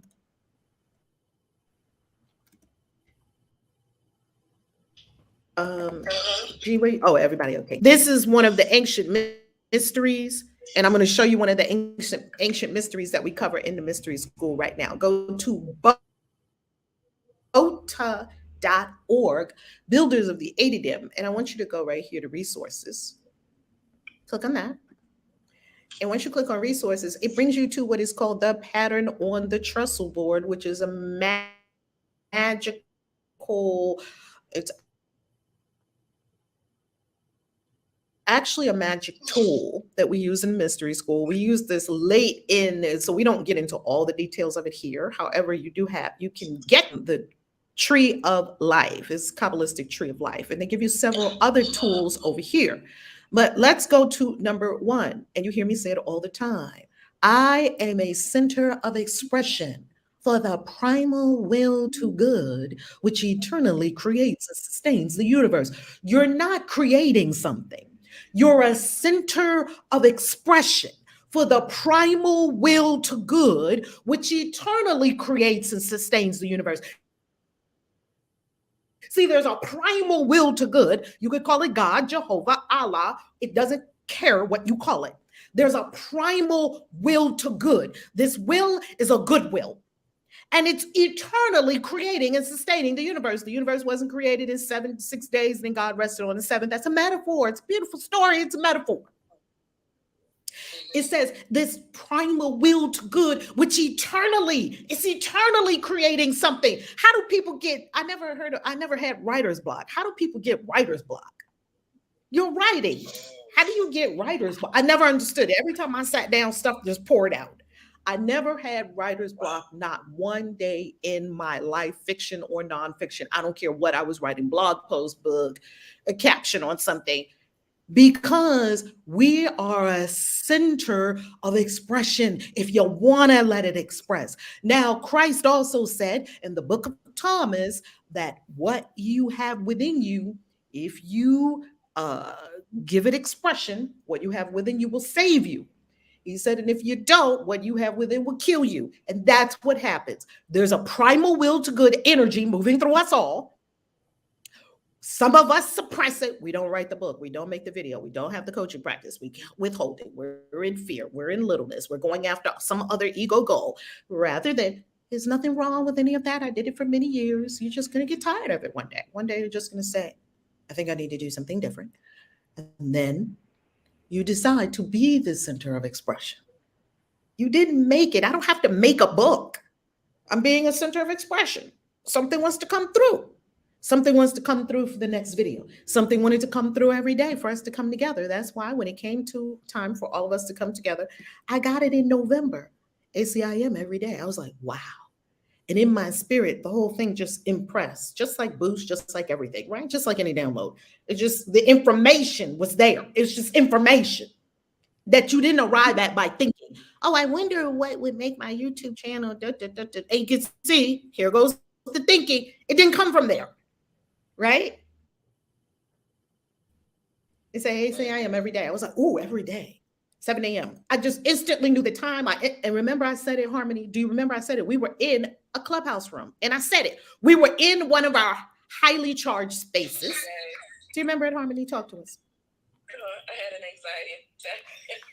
Because usually we would do Friday and then you were like, no, 7 days a week. Every day. And I was like, 7 days a week. We don't get to sleep late on Saturday and Sunday. Well, my mind and the ego's not sleeping late on Saturday and Sunday. Exactly. So, and then we started thinking about when we traveled and all the places we were going to, and then when I actually looked at it, 7 a.m. was like 3 a.m., 3 p.m., 4 p.m., like in Dubai and places that we were planning. Every place we were planning to go, 7 a.m. was in the afternoon. So really there was no excuse, and I felt much better. But baby, listen, on anxiety attack. Like, what do you mean all 7 of the days a week? All of them. So yeah, it definitely is taking some adjustment, but it's so worth it.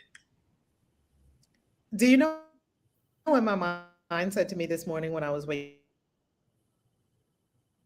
up early? It said, oh, I don't even get to sleep late. What the fuck are you talking about? What does sleeping late ever get me?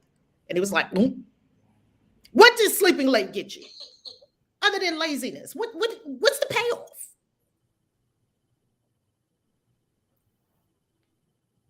Ego goals, sleeping late.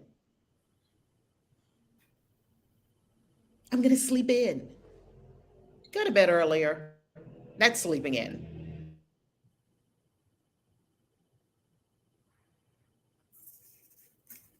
Go to bed at 9. It's the mind. Althea, here's also something I may offer for you on practical experience that helps for a lot of us very highly intellectualized kind of people. Would that be okay? Yes. Okay. Highly intellectualized people, I find, benefit from therapies and from practices that take you out of the mind, right? So meditation takes you out of the mind. So we may require more meditation, maybe meditate in the morning, and then I have some meditation at night too. So meditation takes you out of the mind in consciously bringing your awareness to the heart. You know, my friend, Lance Painter, he used to say, take the 2-foot drop, take the 2-foot drop. It's not even really a whole 2-foot drop. It's probably a 1-foot drop. He would just tell you drop, like just drop into your heart. It's because all this energy is up here. And sometimes I even get a little headache because I'm like, oh, I know why I have this little headache. Because I can just feel the glaring attention is on my head. I can just feel it. Can you ever feel that? Like just so much glaring attention, awareness in the head. Like, oh, wow. Okay. It's telling me, drink some water, back up, and return to the heart. Wow. Oh, it feels so good and relaxing. The heart knows what to do. Good point. Right? You don't have to figure it out. Here's something I experienced in the meditation this morning. This morning in the meditation, I had a very interesting sensation. I have this sensation, you know, you get many different sensations in meditation. I had this sensation that my feet were not there. Like something was like disappearing. Like it was ethereal. Like you're in, obviously we know we're in another dimension. It was just an interesting physical, and it was more on the right side of the body that it was like gone. And it reminded me of the experience I had when I was floating in the tank. I used to belong to this float tank. Do you remember I was going to get those floats, right? Because I would do anything to get out of my mind, okay? And when I used to go to the sensory deprivation tank. This is good for people who are really, you know, strong in the head and you got to think a lot. A lot of politicians go there. It was outside of DC. A lot of people that have these kinds of things that require a lot of responsibility, a lot of thinking that you have to do. And this sensory deprivation tank, find one near you. If this resonates for you, family, if this resonates for you, find it. The sensory deprivation tank, they put you in a salt water. I don't even swim. You don't have to swim because you float. It's like the Dead Sea, you just float, right? Because there's so much salt. They put salt in the water, Epsom salts or some kind of salt in the water. You just float on the top. You can't sink. So therefore, you lose your fear of drowning. You literally try to go down. You can't go down. You just stay on the top. Then it's pitch black in there. They let no light in. Then some of them, they will close you in a cocoon, but some people are a little claustrophobic. They don't want to be closed in a pod. So leave the pod door open if you want, the lid open. The temperature of the water is exactly the same temperature as your body. And there's no sound. You can even put in earplugs if you don't, there's the whole room is soundproof, so you can't hear anything. You can even put in, they have these little spongy things that you can put in if you don't like a little water going in your ears or something like that. You can put the little sponge in your ear. Jiwa's already there. Jiwa, it looks like your face. It looks like you're already there in the sensory deprivation tank. Yeah, I've gone to the tank, and I usually do 2 hours because it takes 1 hour for me to unwind completely enough to enjoy it. So I do 2 hours in a row, and it's wonderful. It's wonderful. I'll be right back, Val. Go ahead. Yeah. I love the sensory deprivation tank. So if you get in that sensory deprivation tank, you have no choice for your mind to shut down because there are so many, there's no stimuli, none. And after a while, you don't even know if you lose what's called there's part of your brain that is directional, that tells you where you are based on what your body is experiencing. So you feel your butt in a seat, you know you're sitting up. Your feet on the floor, you know you're sitting with your feet. Your feet can touch the floor. Your body has all these sensors.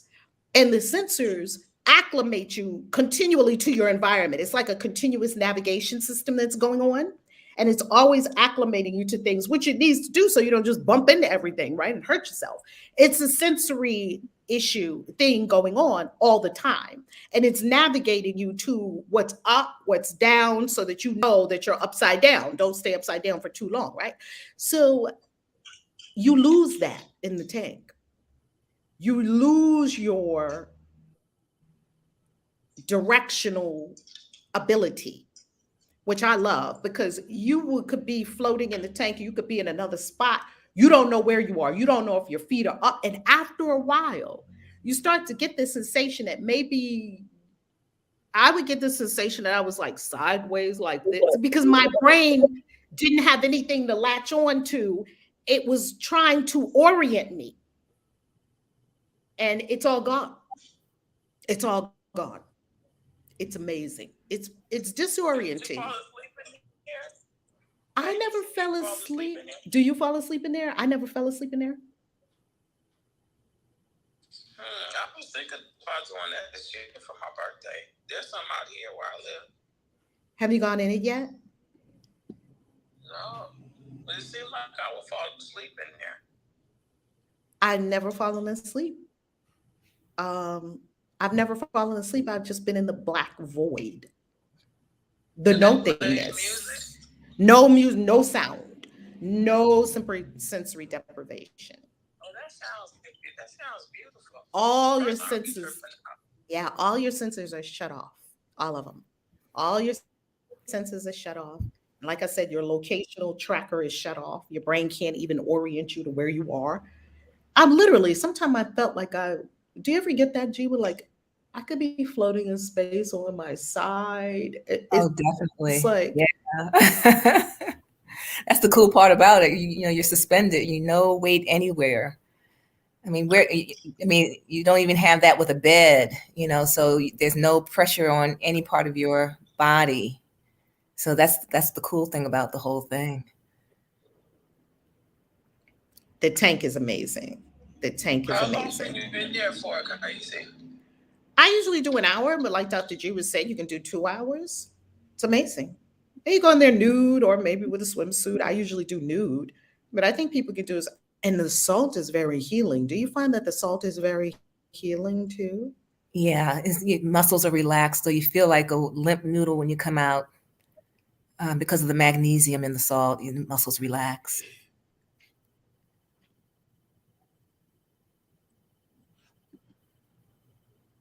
It's really beautiful. So the next day when your time is up, then you come out. Say that again, Alina. They let you know when your time is up, right? Yeah, yeah. Because before you go in, you already signed up for either an hour, 2 hours, or however long you.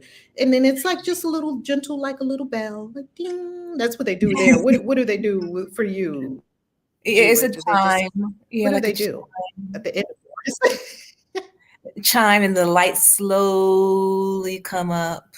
And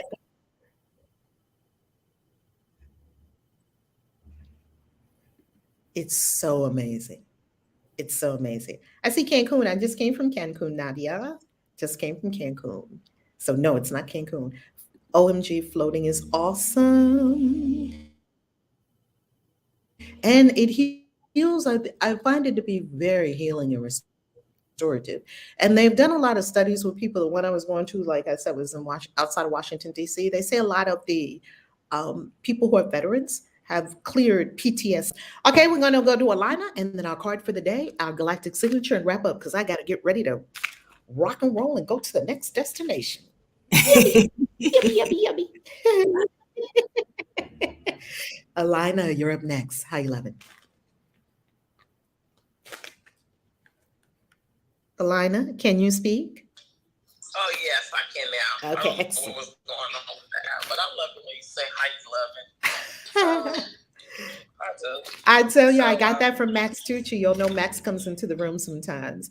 I got that from Max Tucci. He said, "Now that's yours. How you love it?" Okay. I was like, Max, that's everything. He gave it to me years ago. Max gave that to me years ago. And oh my God, it stuck. I'm like, oh, that's so it. It came from Max. He gave it to me. It was a I gift. love it. Yeah. Today's lesson remind me of when I took this course in school and college in California, and they asked me to write about a peach, and he was so fascinated because I wrote like 8 pages on a peach, and he just couldn't believe it. My professor couldn't believe it, and it was pretty much, why am I comparing this peach to something? And then I just start going on and on, that things are not as I see them. What if I was a newborn baby looking at the world? Would I even know to compare this to the sun, or would I know to compare this to rays of sunshine or other things? Would I be even comparing it? So how do I know that my experience is really real?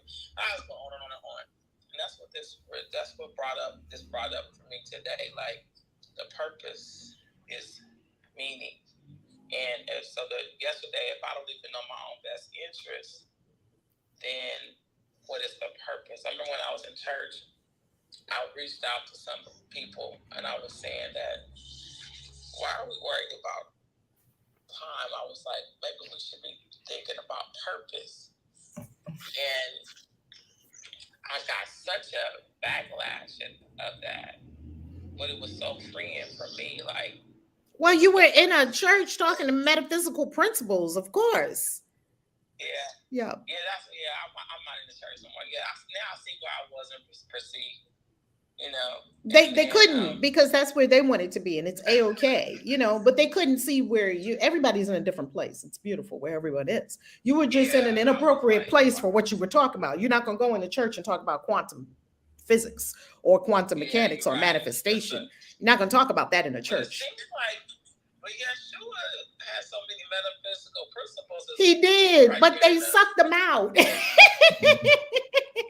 Do you know that I read? I'm going to tell you something about that Alina, and this is really helpful because for a lot of people who are Christian witches, which is nothing more than a magical being who aspires to Christ consciousness, right? Because magical beings, they have all kinds of people that they like to connect with. Well, there was a bishop that literally, I don't remember if it was Bishop Irenaeus. It was a bishop early on. I think he was like in the 2nd or 3rd century. And he said something that was so profound. And I was like, I could not be mad at the church anymore. He said, he wrote it down. We have to stop teaching the real truth about what Christ was talking about.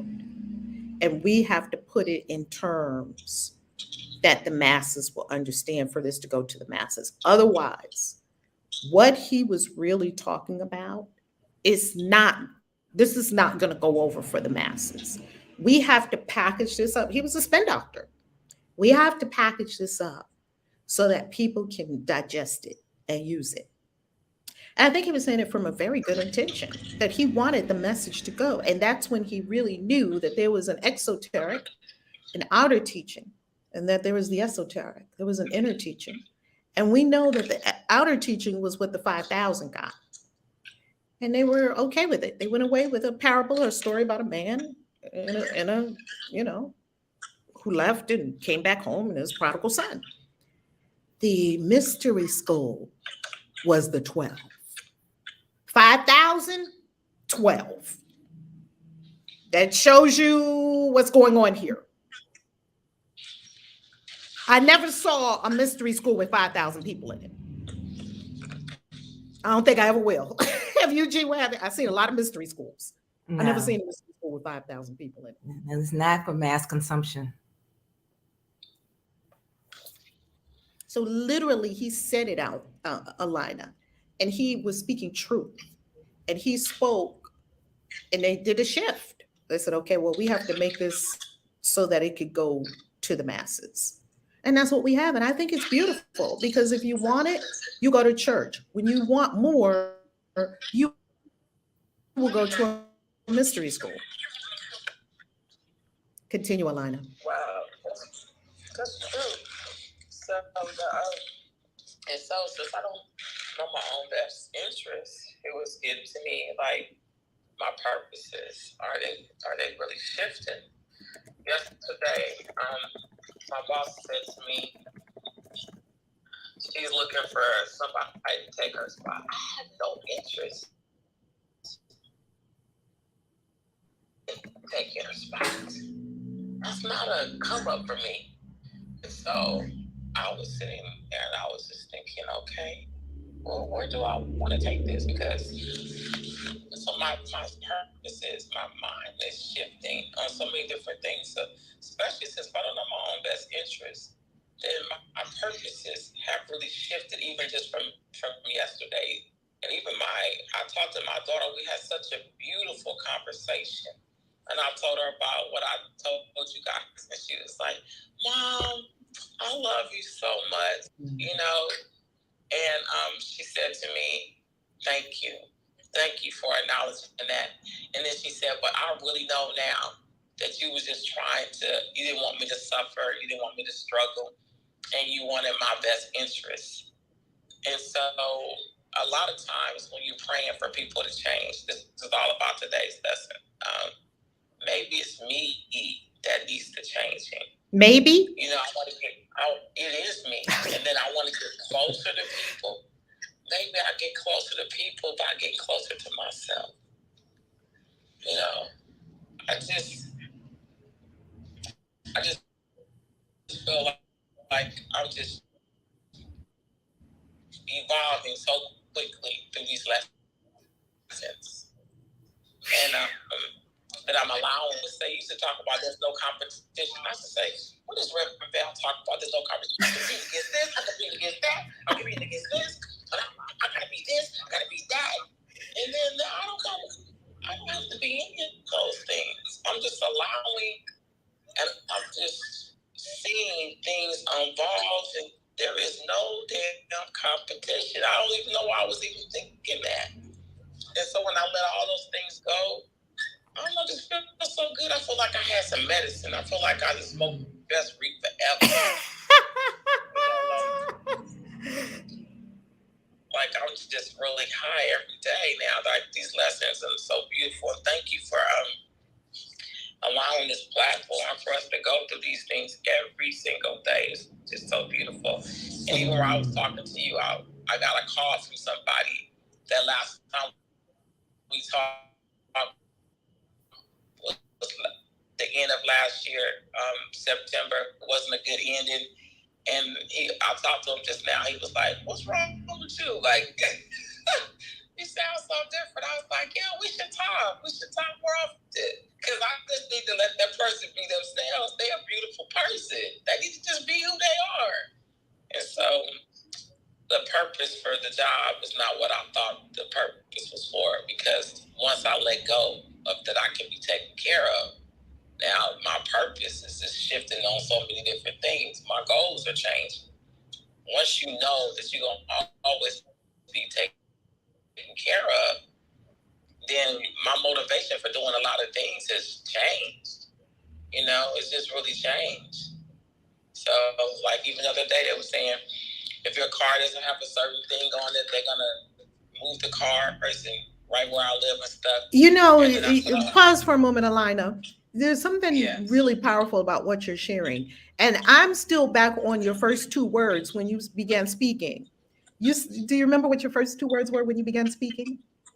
No, it was the first two words, so I can write them down. My boss. Yeah. And you began speaking about a person, but who's your boss? Right. Who is your boss? I know who I work for, higher self. Yeah. There's no human boss. There's no boss.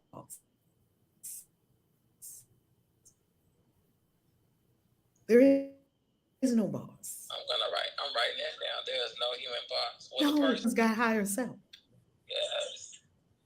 And my next question is, why you even got a job? I don't mean to get in your business. That's what's coming to me. Yeah, why do you even have a job? Yeah, I keep asking myself that question. Okay. Well, Spirit is asking that question. Why do you have a job? Uh-huh. I knew it wasn't going to be long. Harmony was like 3, 2, 1, and boom, there it is. The first time she spoke about her job, I was like, go, Red, get her. Get her.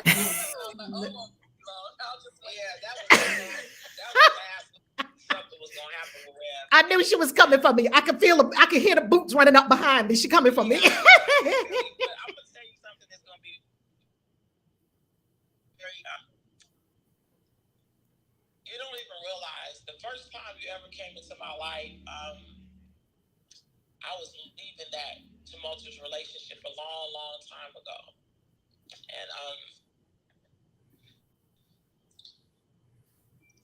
you told me that I reached out to you on Facebook, and you said you just replied right over. I said, "Oh, I can't believe you're replying." And then you said, "Yes, beloved," and you started talking to me. That was years ago, and I was shifting, and you told me everything was going to be okay. That's when, after then, the Spirit, Lord, led me to the library. The library let me out of the relationship, and I left the relationship, and I never. He told me, I'll help a lot of people. And so a lot of women, I've really been really helping a lot of women. And I think that's what I know that's what I'm supposed to be doing. It's like working with women that have been in so many different situations. I'm supposed to do that. And I need to be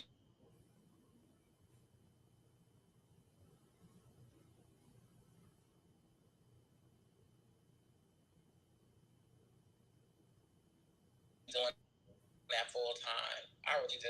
Self-employed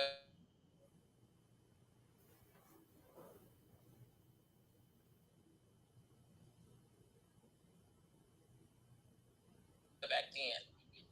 Lina, are you able to hear me? I don't know if you can hear me. Yes. Okay, beautiful. Good. All good. What is, because I know sometimes with the little tech, is sometimes a little delay or whatever.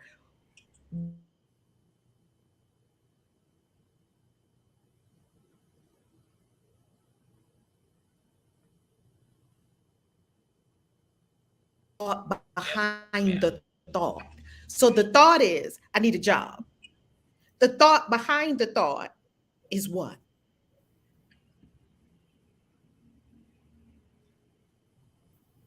What, I mean, how do I, well, when I started questioning myself, I wrote down, well, how do I go about doing it?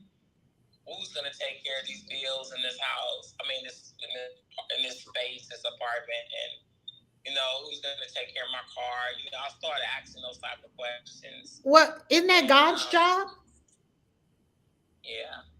Is that even your job? Absolutely. It is your job? Huh? It's your job? Yeah, I can't depend on the job anyway. No. Is it your job to pay for your house, pay for your car, pay for your life? Is that your job? No, absolutely no. Okay, whose job is that? God. Yes, that's Source's job. Sources pay for everything. Source is everything. There is nothing but source. So if we looked at the thought behind the thought, which is the same thought that I have, I can identify the same thought I have when I'm like, oh, I got to make more money. I got to do this. I got to do that. It's still coming from a lack thought. Is that making sense? It's still coming from a lack thought. It's coming from don't have. The way Dr. G will calls it lack. The way I call it, and we've talked about it on this channel for many years, is don't have. You're either coming from have or don't have. I'm coming from don't have. So I would have to create more of don't have. You cannot create have from don't have. That means the job will never give you what you want. So you can walk out today or you can walk out 10 years from now. Either way, here's something I want to help everyone to understand. This whole self-sufficiency, and when I say self-sufficiency, I mean capital S, self-sufficiency, there ain't no way around that learning that lesson. There is no way, trust me, if I could have found a way around the lessons of self-sufficiency, letting God pay for everything, trust me, I would have found a way, because I was looking for an escape route, an escape hatch, a clause in the contract. Oh, gee, I was looking. Mouse hole. A parachute? Can I jump out of this plane? Anything. If you work for Source, there will be no way around all the lessons that Source is my supply. Period. End of story. There's no way around it. There's no way around it. If you have to go through that curriculum and burn in the fires of hell and lose everything or whatever your mind produces, so be it. Because then you might as well start now. If your lessons is self-sufficiency, God is footing the whole bill. If that lesson takes you 2 years to learn, would you rather learn it now or would you rather learn it when you're 70? It's still going to be the same 2 years. It's a curriculum. It's a curriculum. People don't happen. Is Source is going to wipe away your ego created life, the life we created with all the ego goals. The ego house, oh, that's going in the trash. Maybe a few ego houses. Man, gee, well, how many ego houses? I'm good at manifesting. I'm gonna manifest another something. From where? From the ego, yet again. Oh And then what's man. gonna happen to that? That's gone. They're like, oh, look at her. She thinks Yeah, she's yeah, look, she thinks she manifested they something. just found on that. We're not really creating anything. Yeah, that's that our manifested thing. I had to let that go too. The manifesting stuff is bullshit. All of it. It sounds lovely. I wanted to manifest this and manifest. It sounds lovely. I mean, it's jargon. The true spiritual path requires far more than most people are willing to pay. Have you found that to be the case, Jiwa? It requires everything. Yeah. Yeah, it does. It's very expensive. It'll cost you. It's just, yeah, the thing that the thing that you're But not what are you willing to do. getting? A God life. Yeah. Yeah. Say that again, Jiwa. I Say say that it's usually the thing that again.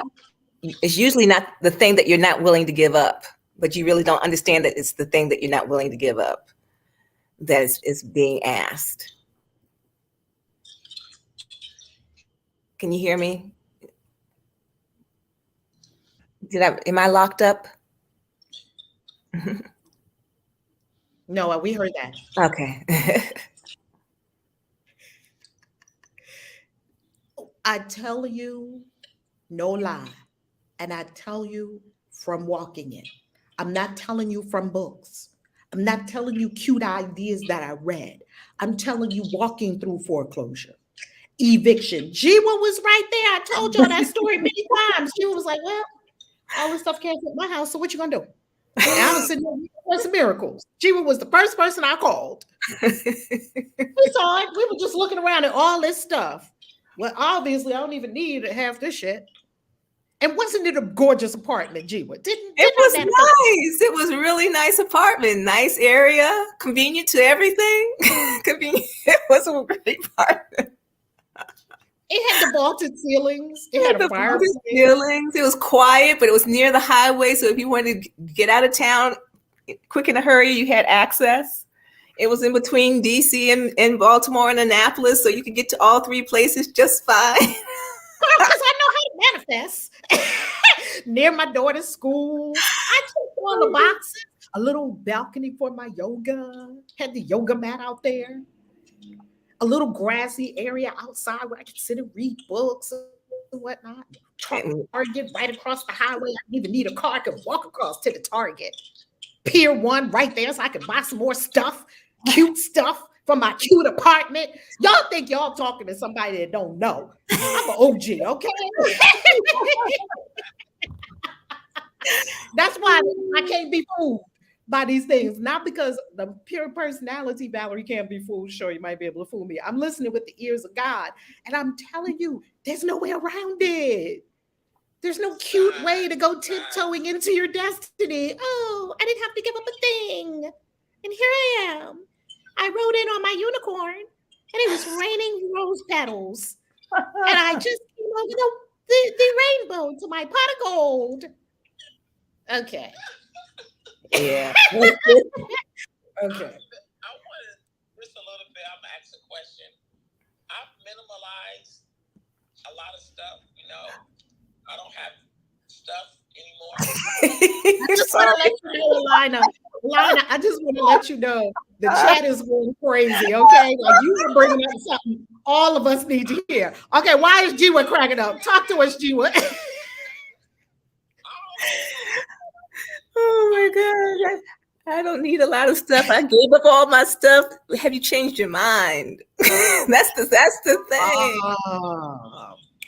Are you the same personality that you were when you came in?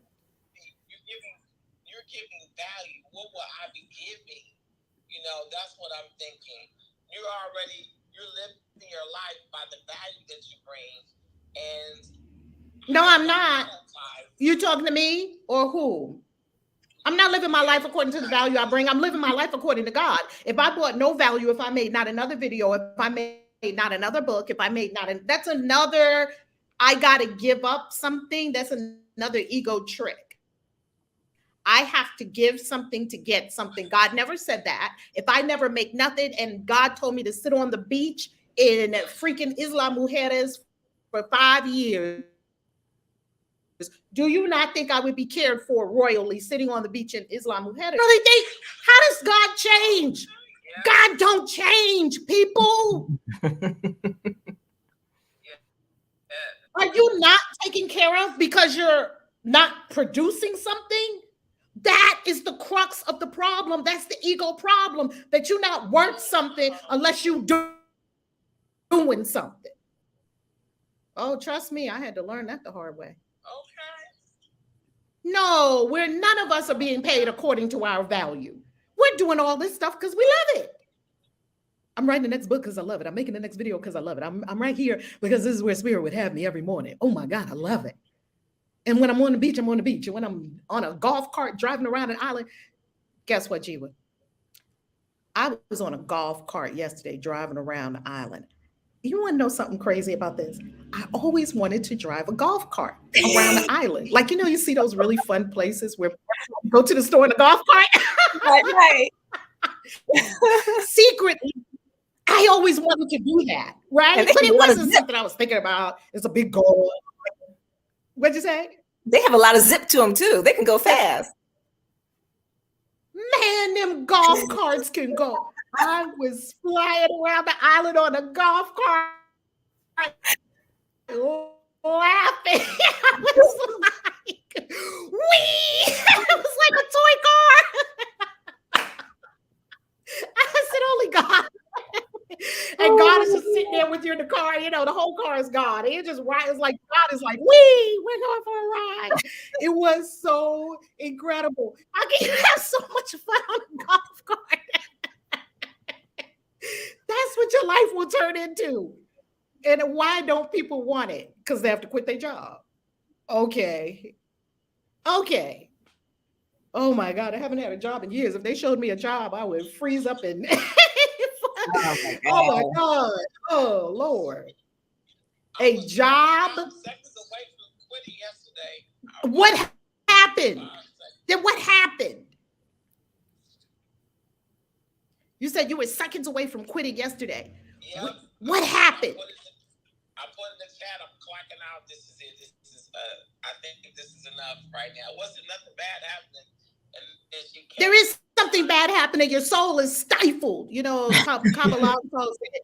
And something bad is happening. Yeah, something very bad is happening. Kabbalah calls it dragging your soul through the mud, because we put the whole, I got to pay this, I got to pay that, I got to pay that first from a lack perspective, which means it's never going to be taken care of.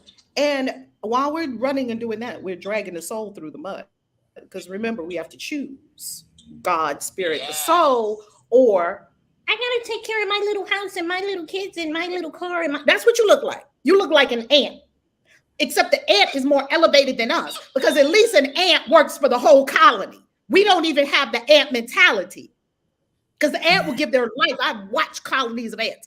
They will drown so other ants can walk over their heads. Have you seen ant colonies? Well, we're like that ant. It says it in the Bible.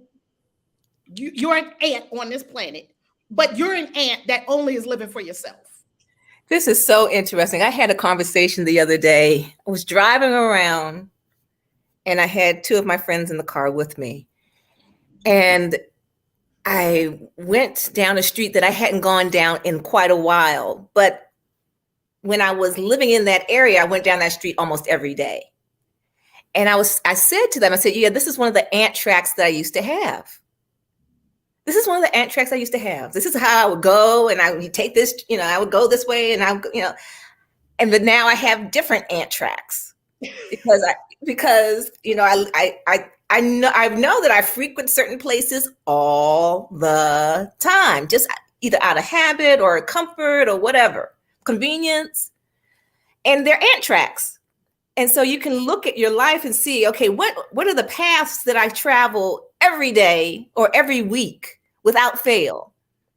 What are the stores that I go to? I go to certain stores, I go to a certain gas station, I go, all these things that we do unconsciously, just living our lives supposedly, but we're like little ants, cutting these tracks. They have these ant farms or colonies that you can watch in between two panes of glass.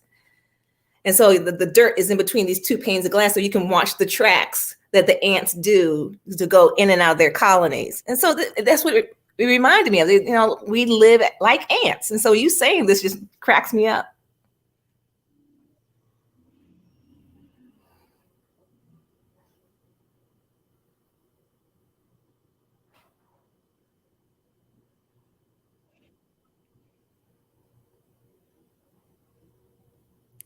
What we're saying, Alana, what we're offering you is your soul already left that job. Why is your body still there?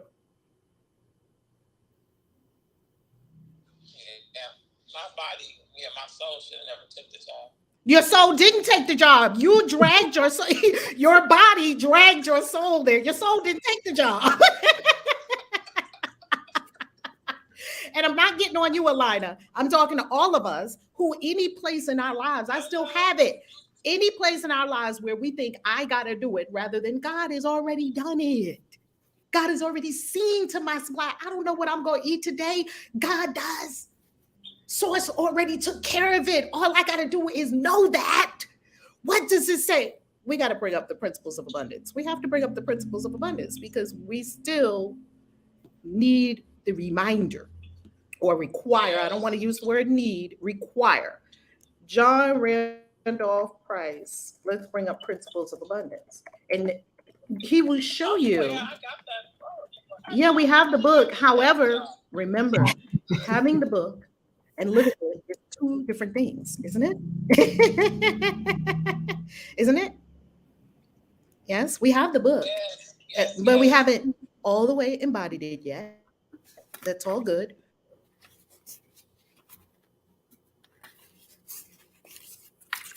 Because guess what?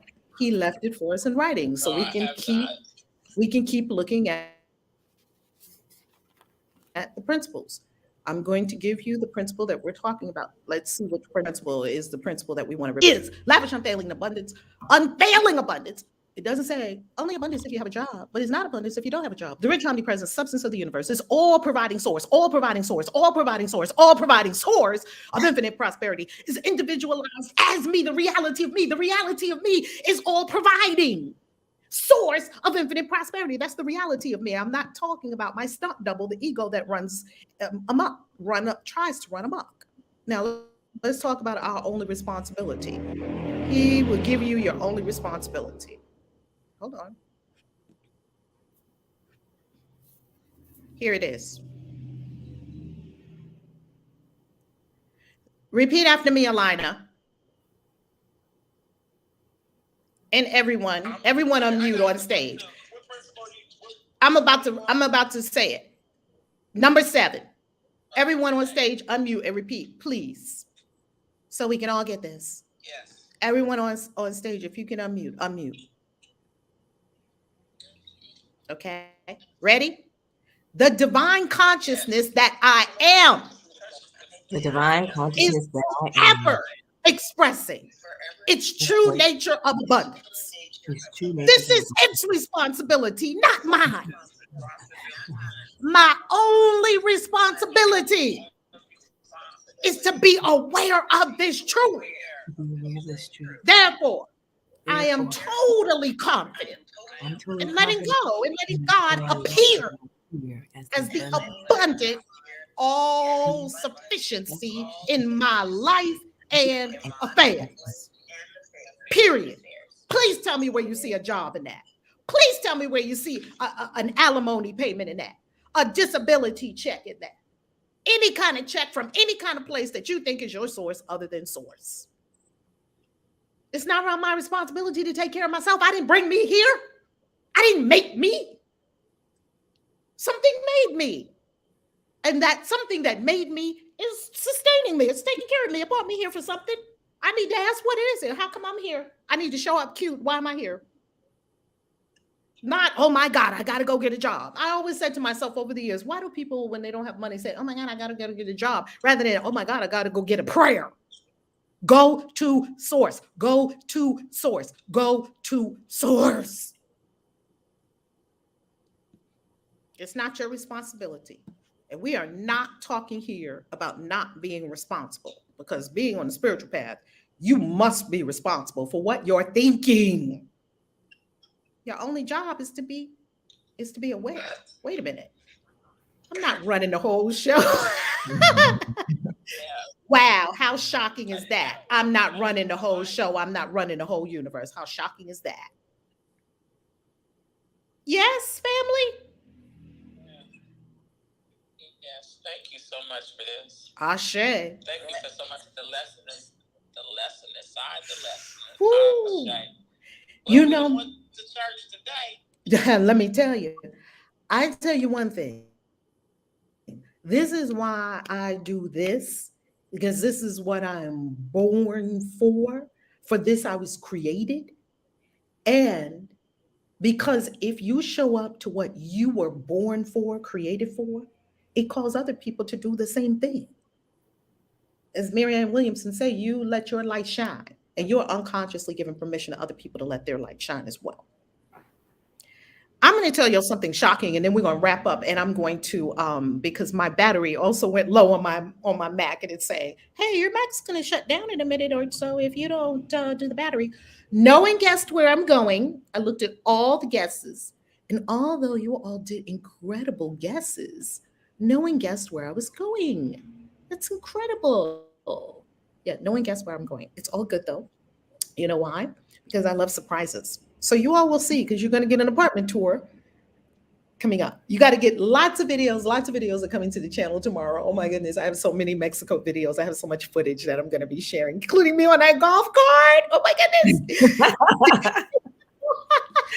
Money in the vortex. Money in the vortex. Oh, Lola Falana said Brazil. Not yet, Lola Falana. It's still in Mexico. Oh, money in the vortex. Money in the vortex. Okay, you have a surprise. First of all, Harmony, we're going to go to Harmony for the, guess what we got again? Family, we have the lovers again. The lovers. The lovers. Girl, this is family. I don't want to say girl. I was talking to Harmony. Family, sisters, brothers, and others, we welcome everyone here. This is the 5th time in 25 days we have gotten the lovers card. The lovers is divine union, love, and it is 6. It is the card of the year. So 2022 is a 6 year. So the lovers card is the card for the year. And I tell you, I made in my tarot journal, everyone, of course, go ahead and get into your journal, and every day research the card for the day, write out the card for the day, and take your notes on the card for the day, right? So I've been noting every card of the day. And then in the back of the journal, I listed out all of the cards, and I put a tick mark to them, next to them, every time we get a card. And look at all the tick marks next to the lovers so far, because I want to calibrate. The lovers. Today is number 5. So in the tarot, you want to pay attention. Because we have to, I apologize. Come on. Do you think it's because we need to really evaluate how we love it? The love is on the table. Divine love is on the table for 2022. Look at your partnerships. Look at your lovers. Look at, is your union blessed by the angel? Because in the Rider-Waite-Smith deck, the angel, I believe it's Archangel Michael, is over the pair. Is your union blessed by heaven? Or is it an ego goal, right? Once again, or, look at all of your lovers. Are you a lover? Look at divine union. It's a union blessed by heaven, which is the exact opposite of the devil card, because the devil card has the couple and they're in bondage. In the Lover's card, it's the same couple, Adam and Eve, quote unquote, the primordial man and woman, or masculine, divine, feminine. You could look at yin and yang. You could look and see, is your divine masculine and divine feminine harmonized? Are they married? Are they lovers? There's so much in the Lover's card. Ooh, every time I get it, I journal and do more research on the Lover's card. Go down the Lover's rabbit hole. The information for the trip is at valerielove.com. All the trips, we're coming together on 222. Dr. G will be there. A lot of folks in the chat will be there already registered. Let's go to our galactic signature for the day. Family, if my mat gives out, please know that we love you. Let's go to Harmony. Oh no, Queen Hadassah. Queen Hadassah is going to do our galactic signature for the day. Hey, Rev. Hey, everyone. What a delicious conversation. Hey, Dr. G. I will see you later. Listen, family, when my master teacher shows up, I am silent. So, and can everybody give it up for cheers for Dr. G. Lee for waking up early this morning and like, hey, I'm coming on this morning. I was like, come on. Can everybody give it up for Dr. G. Lee? Who, by the way, is not getting paid money to be here, came of her own accord, inspiration. She's paid by spirit. Isn't that beautiful? Love it. And thank you for everyone who shared. Althea, Lina, I mean, you are being here on Clubhouse. When I listen to you, Althea, you remind me of myself years ago. I'm like, woo, all good. You're going to get there. Anyway, here we go with our galactic signature for the day. Today, we have blue self-existing hand. We have Kin 147. Ooh, blue hand. Hand. Ooh, blue hand is about accomplishment. Ooh, continue. Mm-hmm. I define in order to know. Measuring healing. I seal the store of accomplishment. With the self-existent tone of form, I am guided by the power of abundance. I am a galactic activation portal. We have another one today. Enter me. Ooh, today's a galactic activation portal. Okay. Okay. Time to activate. I define in order to know. Measuring healing, I seal the store of accomplishment. With the self-existing tone of form, I am guided by the power of abundance. I am a galactic activation portal. Enter me. I define in order to know. Measuring healing, I seal the store of accomplishment. With the self-existent tone of form, I am guided by the power of abundance. I am a galactic activation portal. Enter me. Blue self-existent hand. Blue hand. I love blue hands. I use a blue hand on the magnetic tone of purpose. No, Zaire is blue galactic hand. What am I saying? And Corey's blue hand on the magnetic tone. My son is blue hand on the magnetic tone of purpose. And Zaire is a blue hand on the galactic tone of integrity. Everybody send some love to all the blue hands out there today. Today is your day, blue hand. This is blue self-existing hand about accomplishment and abundance. Wow, really, really powerful.